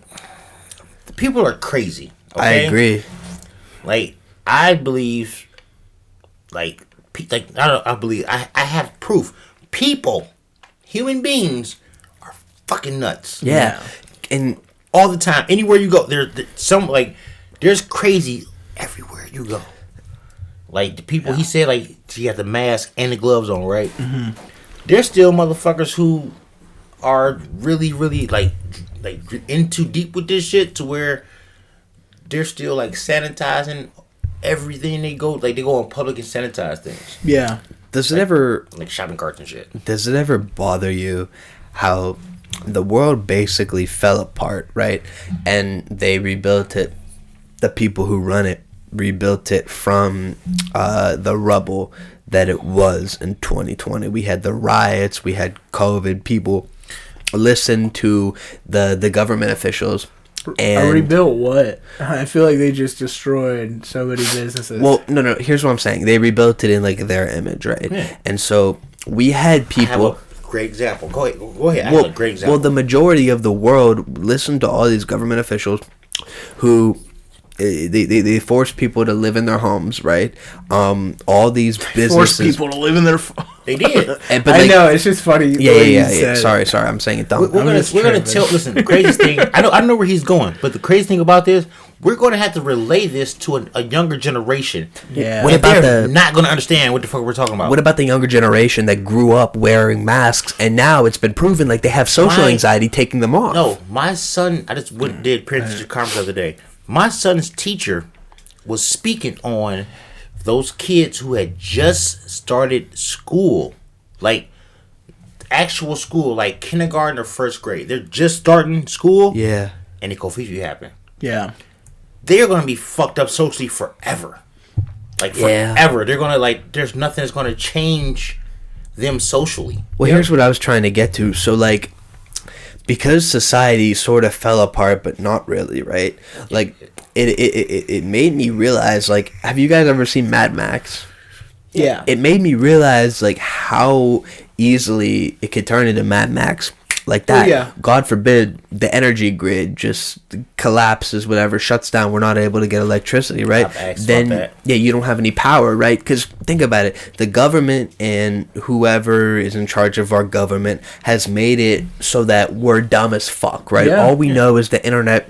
And if we have to get food, we go to the grocery store, right? Do you know how to garden? I do. Okay, well, but Andrew, do you know how to garden? I don't garden my ass off. I don't fucking know how to garden. And then the city of New York is having people register their garden with the government. What the fuck? Why does the government need to know you have a garden? Dude, sometimes I'd be watching. Listen, one thing. I learned this too. When I first got into gardening, I just really wanted to grow my own peppers to make my sauce. Yeah. That's all I wanted. Okay. Then I realized how easy some of the other shit was to grow. Mm-hmm. So I just experimented. Last year, I grew parsley. Some mushrooms, maybe. I haven't getting into that yet. No, they smell really bad. If I grow mushrooms, they're gonna be magical. Yeah. Broccoli. I grew broccoli. Oh. Right. Some of the best broccoli I ever had. Now I look down upon Giant Eagle when I get that shit in the bag. Like, oh, this is your broccoli. Like, no, yeah. Because I learned how to do it. Just think, in 30 days, you're gonna be able to ask that question at a dispensary in Ohio. No, I told you I wrote that joke about that a long time ago, and it fucks my joke up because now the shit's legal. Yeah. But I had the joke about, hey man, I don't believe in legalized marijuana. Like, I don't want to go to jail for it, but I don't believe in going to the corner store to go buy it. I say because at some point in time, the FDA is gonna get involved, and it's gonna make niggas conscious about them smoking weed. Like, oh, bro, I can't be fucking with this kush. This shit has way too much fiber in it. There it is again. Way too much fiber. Like, I would just like to say one more time, like, I am so honored that you said the N-word on my show. I talk naturally, so you clip up all the nigga parts. You just clip all the nigga parts up. I am going to cry. I am so I'll come do this again for you, no problem. We'll nigga this joint out. Fan. That was so white of me. Fan. No, I can't say that. Oh, that wouldn't work. Well, it's episode 69. Yeah, I know. I shouldn't. Okay, so real quick, when I clip this on Instagram, do you think they'll you saying the N-word? Do you think they'll let it happen? I don't see why not. I don't see why not either. And if they don't listen. If they fuck with your shit, just send it to me. I'm under the radar. I have no followers. Yeah, I'll post that shit 40 times. Okay, so if I post the clip of you saying the N-word, does that, because I don't want to be just the N-word? Is no. in the clip? Like in the clip, like it's a 1 second. That's weird as fuck. Like yo, Yeah, I've been waiting for this for 68 episodes. Yeah. I'm just gonna drop all the nigga bombs he dropped. No. I haven't been waiting for that. It's just, it's like a gift. You just gift wrap to me. But like, say I post a clip and then it's like 30 seconds, right? And you happen to say the N-word in the clip. Does that, is that like me saying the N-word like from my mouth? Because I feel like an error. Because I'm trying to be good. As long as you don't try to center in on that happening. No, absolutely then not. You'll be fine. Absolutely not. But then there's like, this is another thing that weirds me out. You guys have to teach me the internet. Okay. I know the internet, but I'm just not involved as I should be.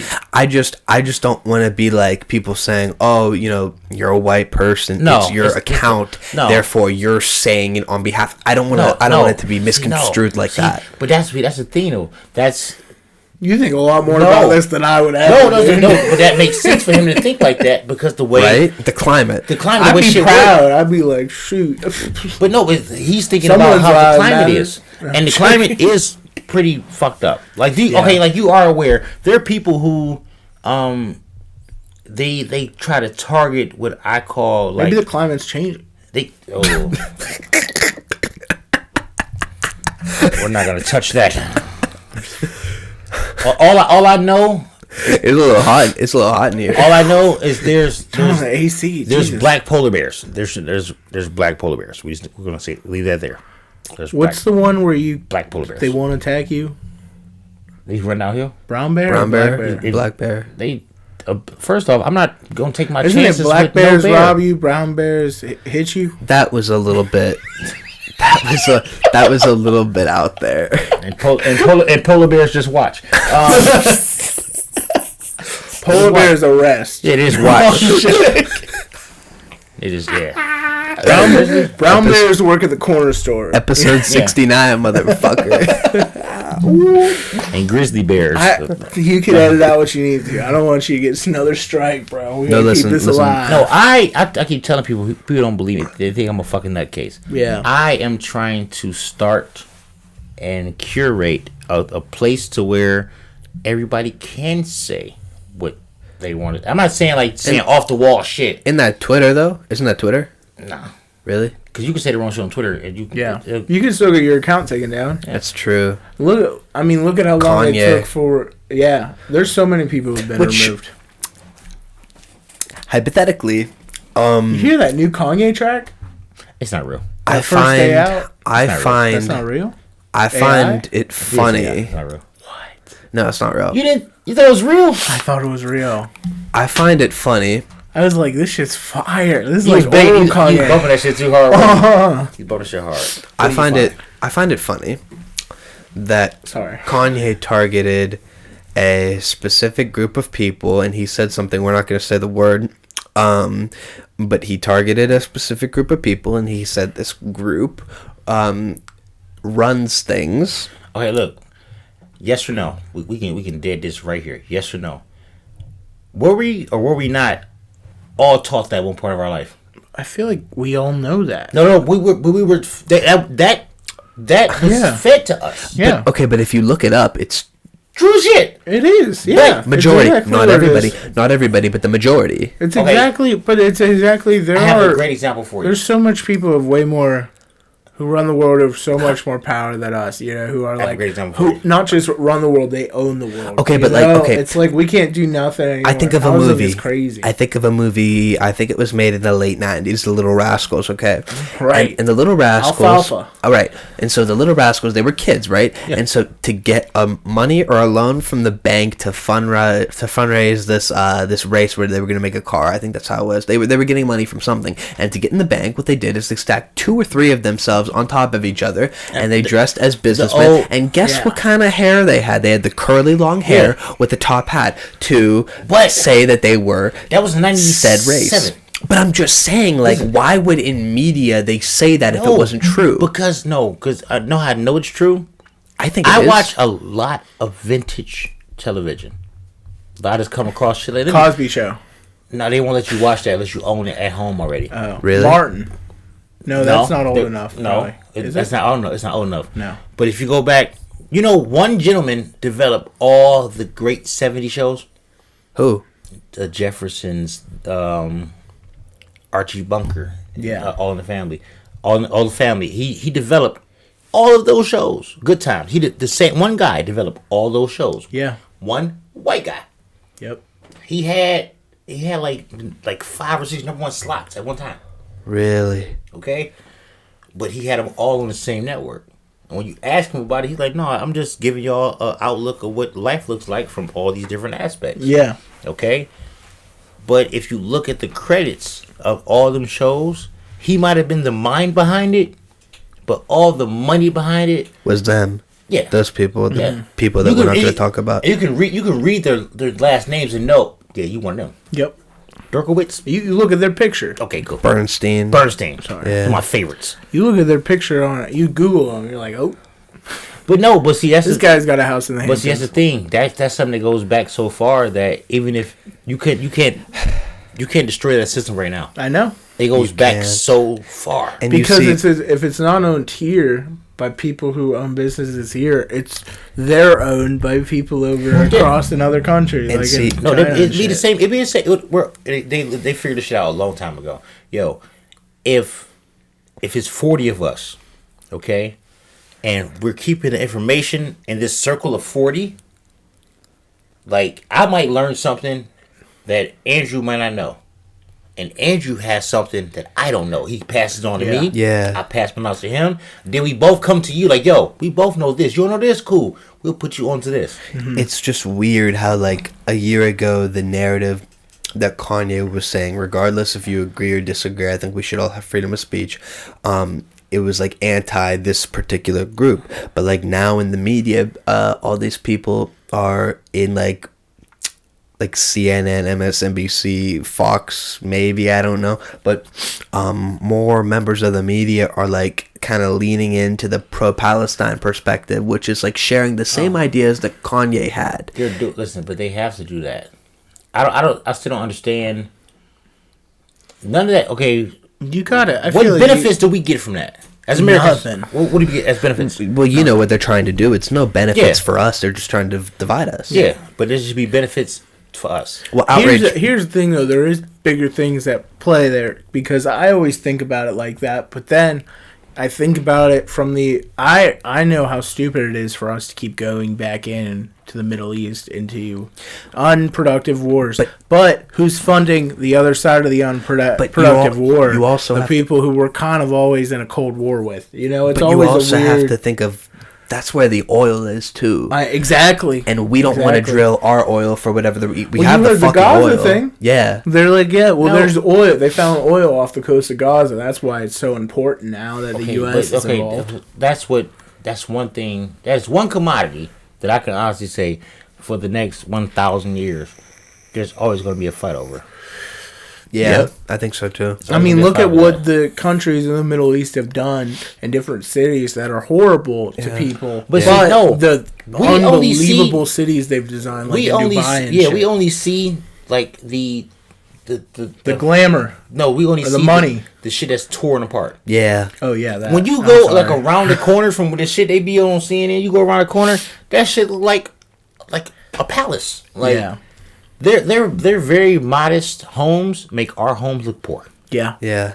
And the Saudi, not the Saudi, is it the Saudi prince? He has like trillions and trillions, the family in general, I think the Saudi royal family, trillions and trillions and trillions and trillions of dollars. They have that access to. But the thing is, it's not on paper.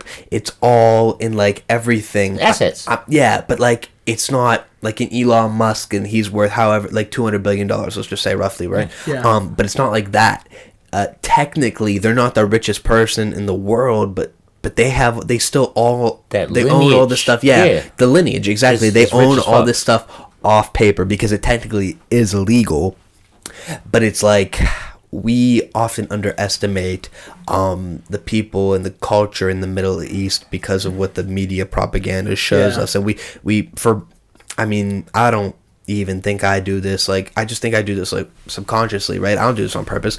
But, like, I think a lot of the American people view the people in the Middle East and, like, the Middle East in general as, like, just a desert and, like, dirty. You know what I mean? That's what I'm saying. They just think, like, oh, what they show us is all there is. Like I said, you go around the corner, they live in hundreds. Like, their poor people live better than us. How would we know? You know what I mean? Because it's not being shown. And it's the same thing with Libya, bro. We started the United States. Libya. It's documented that we started a civil war over there, right? Oh, yeah. The FBI started a civil war. And Muammar Gaddafi was the dictator. But, like, all force fed to us. Yeah, and it's now coming out that it's like propaganda, and that now Libya is a failed state. They had a dictator, more or less, right? But I think the people were happy. I just don't think it's our responsibility to get into other countries' problems. Yeah, exactly. Why can't we focus on our own problems, bro? You look down the street. Look at how stupid the fucking guy looked in California, Gavin Newsom, for cleaning up the streets of San Francisco for the freaking Xi Jinping or whatever. We should have been doing that. Should have been done years ago. They should have been having more opportunities available in that city after it failed the way it did. I'll give you a local example that works. It happens every year. Every year it's going to happen to somebody, right? Every year, the Super Bowl is somewhere different. When they make that selection, right? They send people like almost some special force type shit. They send people into those towns to navigate through shit like, yo, we gotta get them homes off the street. We gotta stop that. We're gonna move that. We're gonna move that. They did that with LA. Yeah, remember? We have to do all this because we are trying to get as much money into this zone for this week to all your normal life shit. Like, okay, if you get a chance, go back and look at what they did in Atlanta for the Olympics in 96. Yeah. Like, that was pure fucking craziness. Yeah. Like, you're not prepared. Like, who really is the city of Youngstown prepared to host a marathon? No. But I guarantee you, give them a week. Give them some money. Yeah. We'll figure this shit out. Yeah. And that's just what gives me a lot of all the hope that I have, that depletes it. You know what I mean? Because, like, they could do it. They don't even necessarily need. But they only do it. Oh, we gotta do it. All right, fuck it, we do it. Prime example: 2016 when the Cavs won the championship. I grew up in the city my entire life. Yeah, in Cleveland. Yeah, I know what happens when something happens, like something big. I know what happens. The way they would, like, the shit that they showed on TV versus being in the mix, y'all did some very tragic shit for this to happen. Like, because this isn't a normal situation. What do you mean? Continue on. Like, they had to cut off certain traffic in order to make the parade line. Yeah. Cause they had to cut off certain traffic, which means that in downtown Cleveland, there's like 2 or 3 different. You can get off the freeway 2 to 3 different places. Right. Like West 3rd, East 6th, East 9th. These are all places to where it's close to downtown. Now, mind you, when 2016 when this was happening, it was still a lot of like building being done in downtown Cleveland. Yeah. Like, you know, they was doing some of the stuff with the casino. They was doing stuff with the traffic, like the way they were revamping Times Square, well, Public Square. Yeah. They were revamping all that stuff, and then boom, now we got to put a parade through here. All right, cool. We just cut this off, cut that off, cut this off, cut this off. Or I had a friend of mine who, by the Cavs winning the championship, they're not conflated, but the Cavs winning the championship and him not being able to get downtown properly, he was released on probation that day.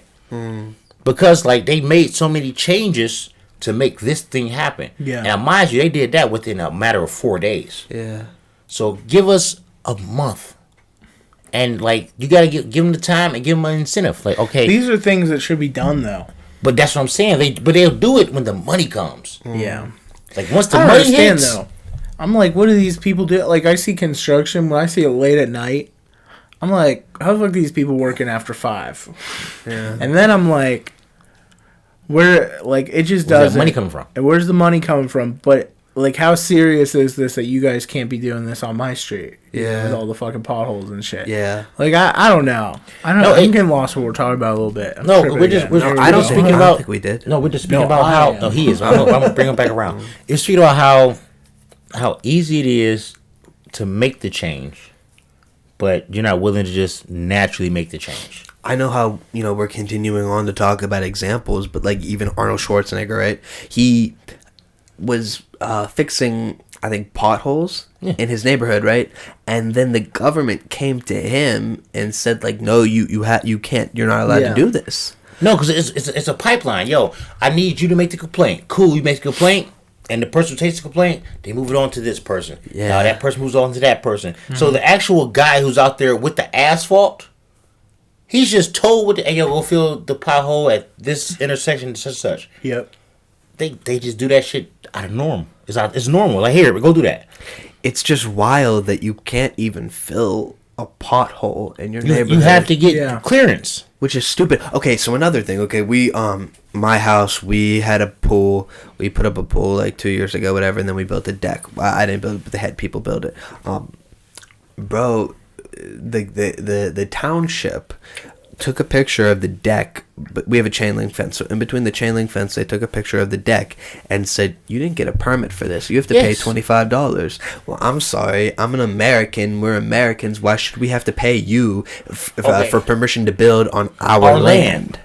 Because it's not our land. Exactly. That's the whole thing. It's all owned by someone else. Yeah. And if it's not, it's very rare that someone has a house that's paid off. Yeah. Your house, you don't own it until the day you pay off that loan. That's the thing.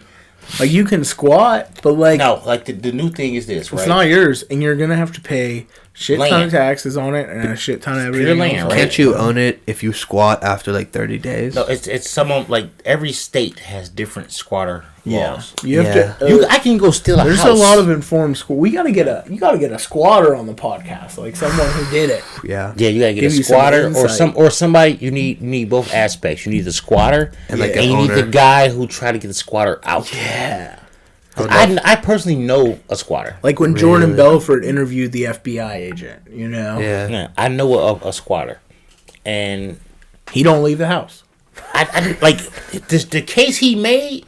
You're like, God damn, that's fucking genius. Yeah. But he was like, okay, when the property manager or landlord or whatever, whoever's taking care of the shit, when they died, nobody came around to take care of the maintenance. Yeah.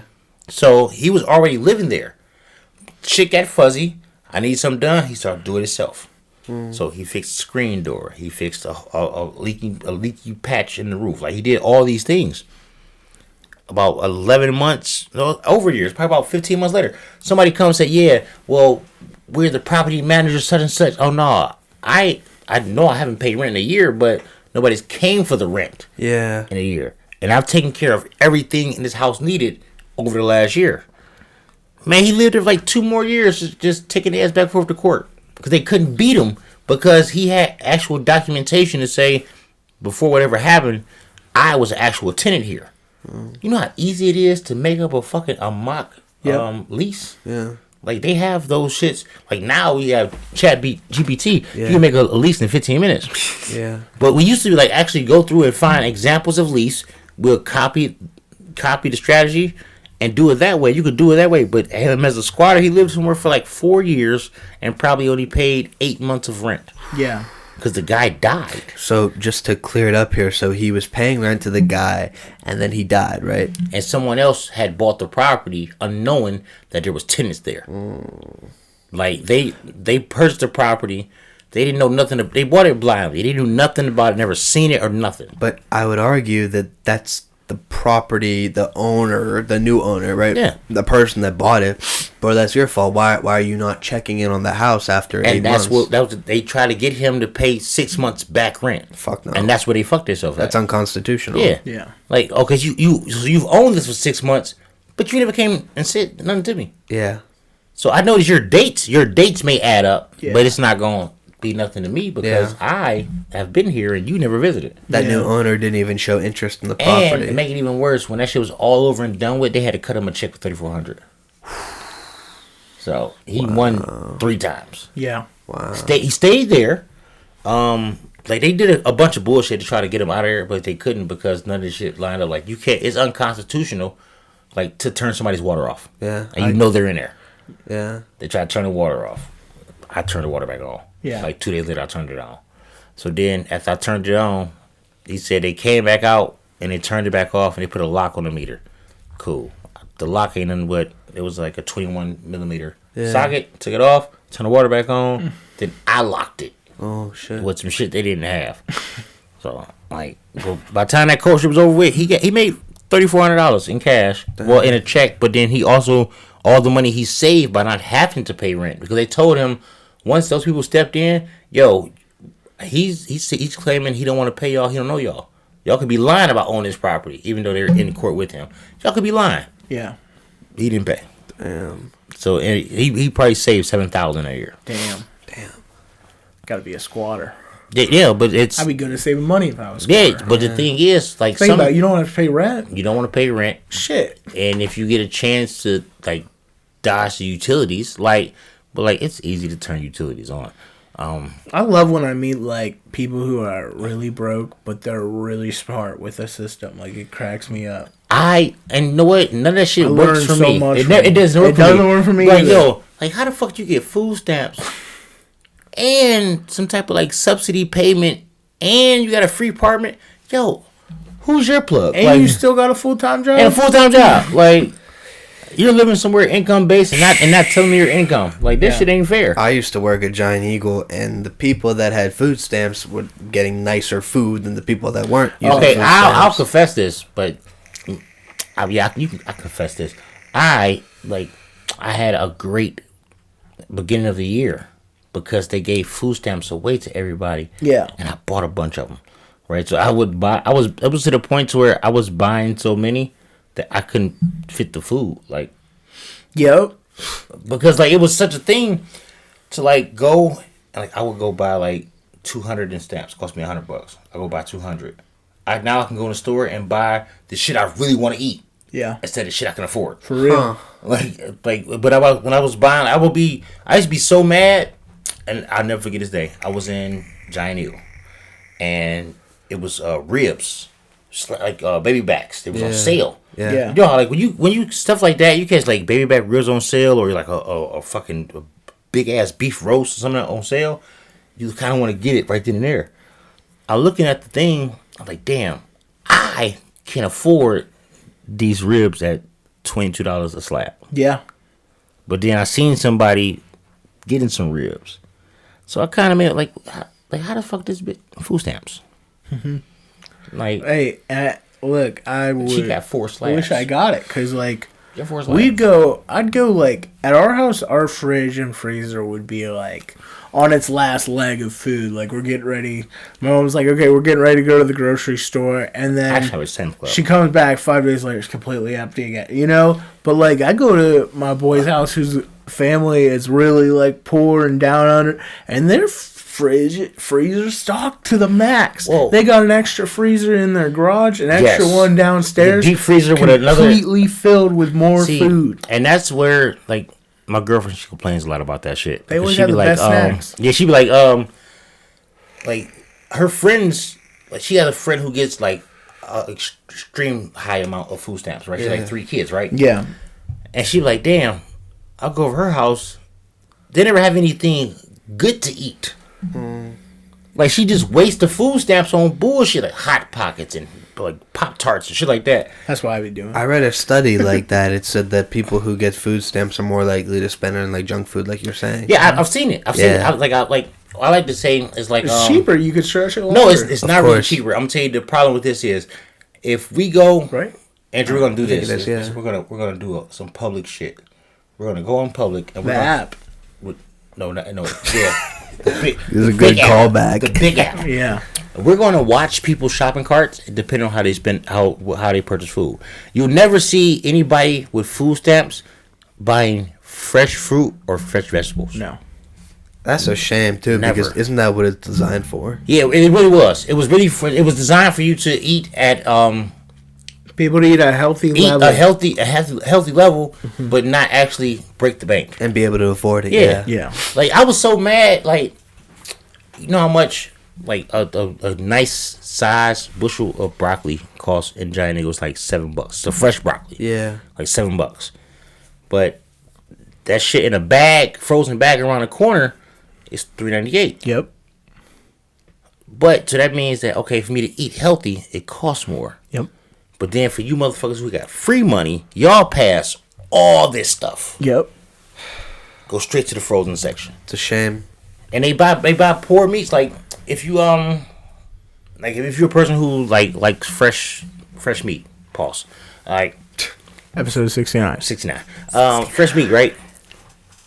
If you ever bought steak from the butcher, you know how the cut looks different. You know, like you can tell like the fat content. Yeah. But then you go buy that shit that's prepackaged. No, we gave you this so we can sell the other shit fresh.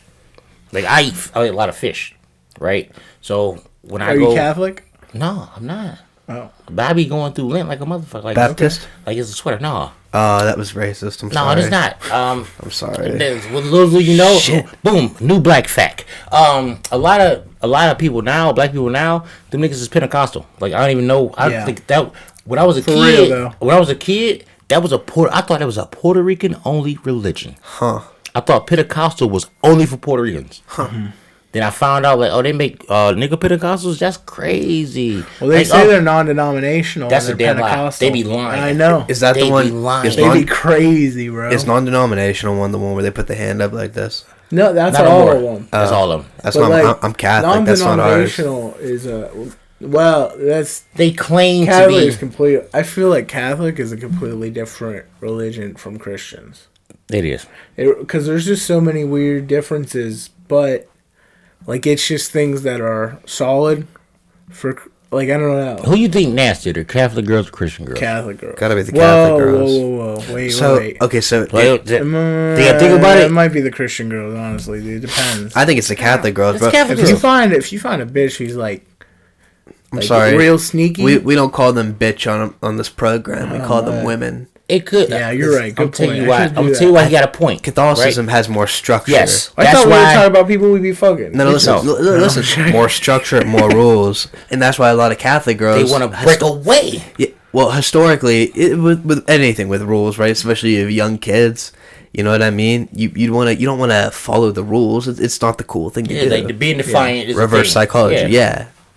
But like for real, like he has a point based upon this. All that stuff like puts you in a position to where, yo, if you don't do this, you're going to hell. Yeah. And they'll drill that into you from the time you're 4 years old. So then when you get to like 15 and you've been like same-sex schools, which I feel like they should really get rid of. Same-sex schools. Yeah, like all-girl schools. Oh Yeah, I yeah. don't like that I was either. about to say they got gay schools. That's crazy. They will. Listen, I've seen some Twitter videos, bro.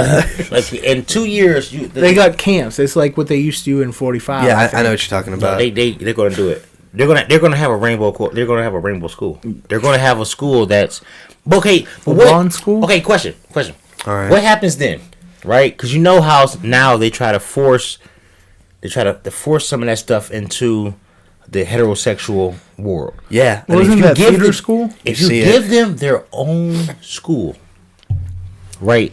The curriculum is LGBTQ based. The teachers are LGBTQ friendly. Mm-hmm.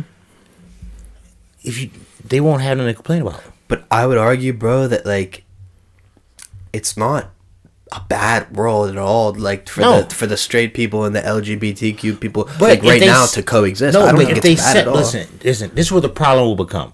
If they separate them and try to just You're saying if they had the option, right? Yeah, like, to you wanna go come to there. this school? Not so much you're being forced or you to just go want to there. go to this LGBTQ school, right? If you have like that, like everything that you try to fight against in public schools, right? Yeah. All those things. That if you football team would be interesting. yes, it really would.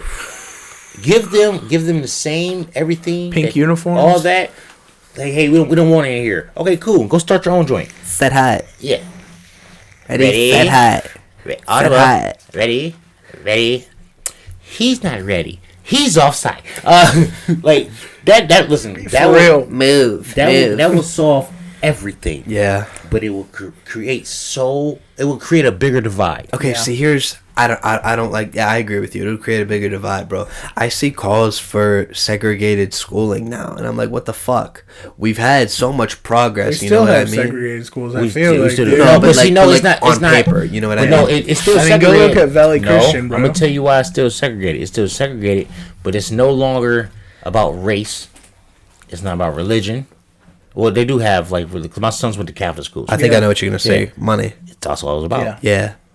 Because you might, if I'm in a higher tax bracket and my kids are going to this school in this area because of my tax bracket, I may have something to say about you trying to change the curriculum to a more diverse and friendly curriculum. You've got more power. Yeah. Yeah. But I'm a taxpayer in this small town. We're not doing this. Try that shit in the big city public schools if you want to. But right here, we're not for it. Yeah. Yeah. And a lot of times, oh, that's fine. Then we'll just make you the person that we're all against. But now, now, it's so much access to information. Period. There's people when they go to these student council, these teacher meetings and shit like that. They have way more to say on some of them topics because they did the research.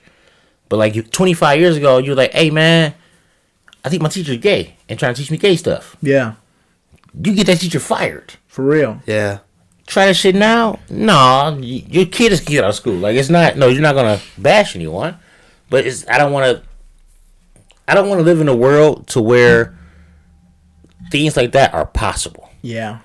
I don't want to have a all LGBTQ school because they're already being alienated. They're already being alienated. Yeah. In the public space. Yeah. I don't think it's a good idea for different not. Groups to alienate together. No, they shouldn't. That's that's kind of what pushes me away from religion is when we see organized group, not even just these alienated groups that start coming together. Yeah, they start. But see, the thing is, bouncing ideas. I see what you're saying, but I don't think that's the core idea of the religion. I think ultimately that's people that are that's people in the religion trying to. Yeah, I don't think that's the religion saying for example, saying gay people are bad. Yeah, you know what I mean. That's people inside the religion with those internal thoughts. Yo, you with me, right? You Christian, right? Yep. Yeah. So you gotta believe it. Yep. We don't like that, right? Yeah. And it's no, my nephew gay. He cool as shit. Yeah. It's the same thing that you see Democrat versus Republican. You know, real. it's just that people, when there's different beliefs or whatever, they I think clash. we should stop that also. I agree. I think we should stop. We should stop that whole party system. Yeah. Oh yeah. Because I know this for sure. I know. You this know for who sure. I like? RFK Jr. RFK, baby. Let's go. I know this for sure. Okay. If you take out Democrats and Republicans, you take them off the thing. You let somebody just go freely off what their views are. Yep. You're going to get a person who has some of these values, some of these values. They're going to shit on this and shit on that. Yeah. Yo, you really just doing this because it fits. If you got 10 things, Yep. you might have 4 out of 10 things for Democrats. Yeah. But somehow, some way, you got 7 out of 10 things for Republicans. Yeah. So that all makes you a Republican? No, it makes you a person who sees both sides, but you're not allowed to pick the middle. Right now, I think we're living in an unbelievable time where these independents are gaining so much more power because the two parties have two shitty options. But that I they've had everybody before. And if of course, I voted for Trump in 2016 and in 2020.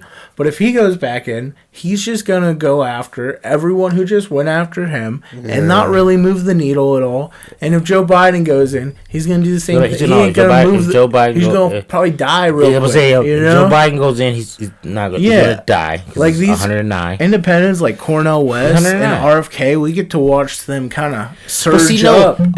First off, can really take RFK shape to a candidate. He is a Democrat. He's an independent, though. He's a cheat code. He is traditionally he is a Democrat, but but he's a traditional Democrat, which is way better than what they are now. He hasn't come out against the border though. He's come out against. He says we need to have strong borders and stuff like that. I've seen him speak many times, and the way he's thinking is, I'm not thinking how they're thinking. I'm not thinking how they're thinking. Yep. I'm trying to think with and for the people. Exactly. And we know that everybody does not share those same values. Yeah. But so we're not gonna attack the big issues. No. Of the party, we're gonna attack the real issues, like with big pharma companies and different things. Like I love that he talks about the real things that are going on behind the scenes. Like think about it, your grandparents and your parents, prime example. Step down from your grandparents. Their beliefs were passed on to your parents. Yeah. But also at that time, there wasn't a bunch of information to the public. Yeah. Yeah. It wasn't like we can get, like, you can go through somebody's whole entire history now on Wikipedia. But you couldn't get all that info before. Yeah. You just knew about, he's a Democrat, he has these views, he's from this state. I know that's a blue collar state, and I'm fucking with him because he's for the working people. Yeah. But little did you know, give him 2 more years, you'd have found the dirt on this motherfucker. Like, oh no, he likes to fuck goats. Yeah. Like, with condoms on. It's weird, but he does it. So, yeah. Like, you wouldn't know about that. Yeah. But Ron DeSantis wearing heels. Yeah, but he called them stacks.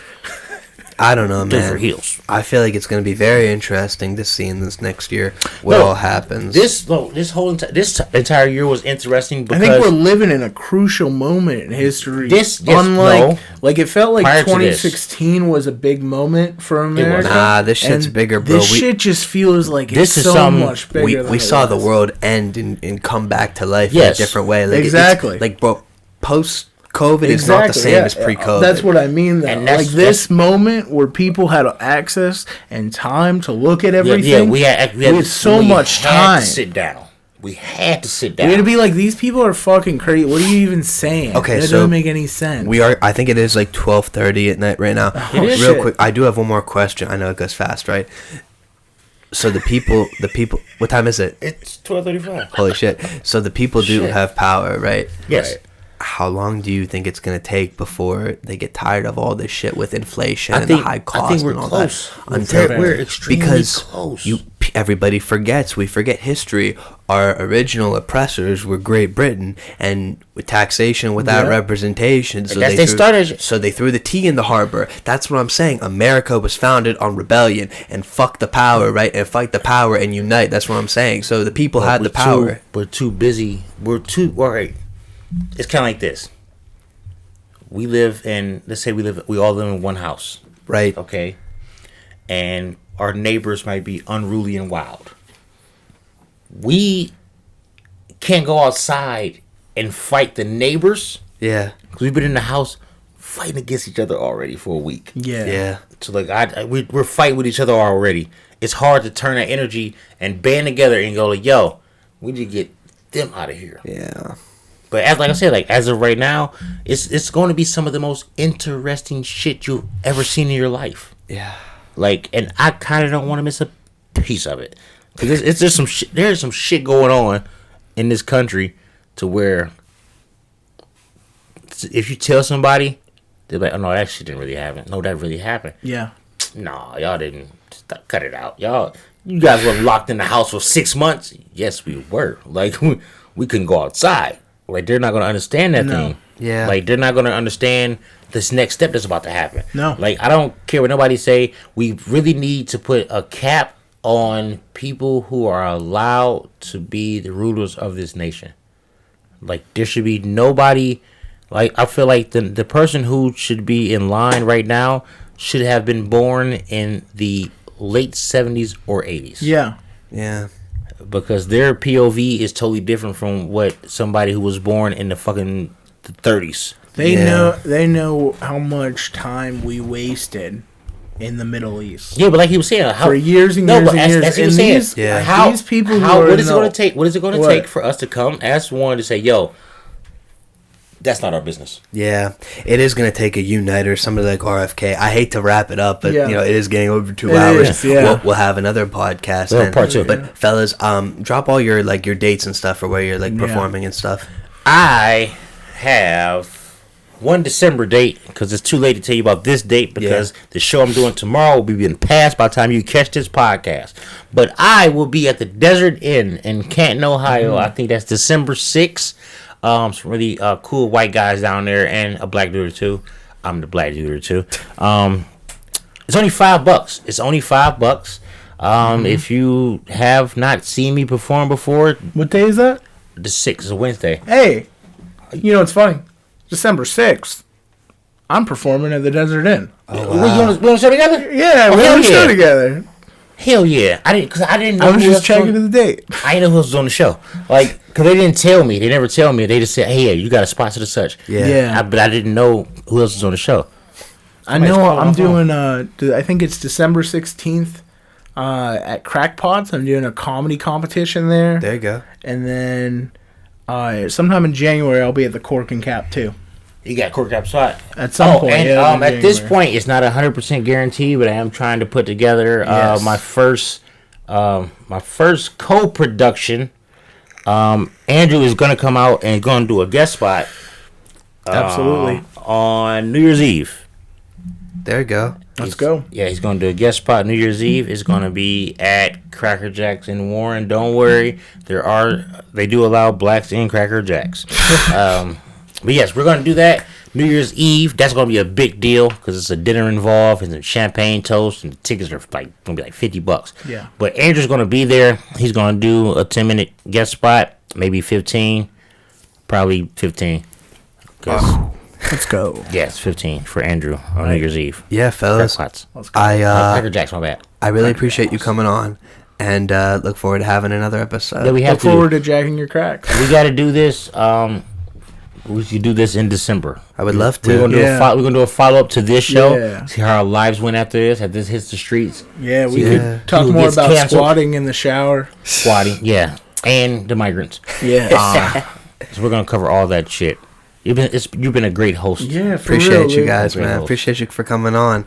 Everybody, I hope you also enjoyed having witnessing this whole episode. We enjoyed it. Episode 69. And follow. You gotta find me on Instaclick. I'm Will Hopkins yeah. Funny. It's all one word. It's Will Hopkins Funny. It's easy to find. Or be Facebox buddies. You Yeah. find me Will Hopkins on Facebox. It's nothing special. It's the same name that Child Support has. So I'm not lying. Yeah, you can see me on the Instaclick with Instaclit or whatever it's called. With all that shit. Andrew_Laughs_Lucas. Same on TikTok. I'm a tour guy. YouTube, Andrew Lucas. All right, everybody. We'll see ya.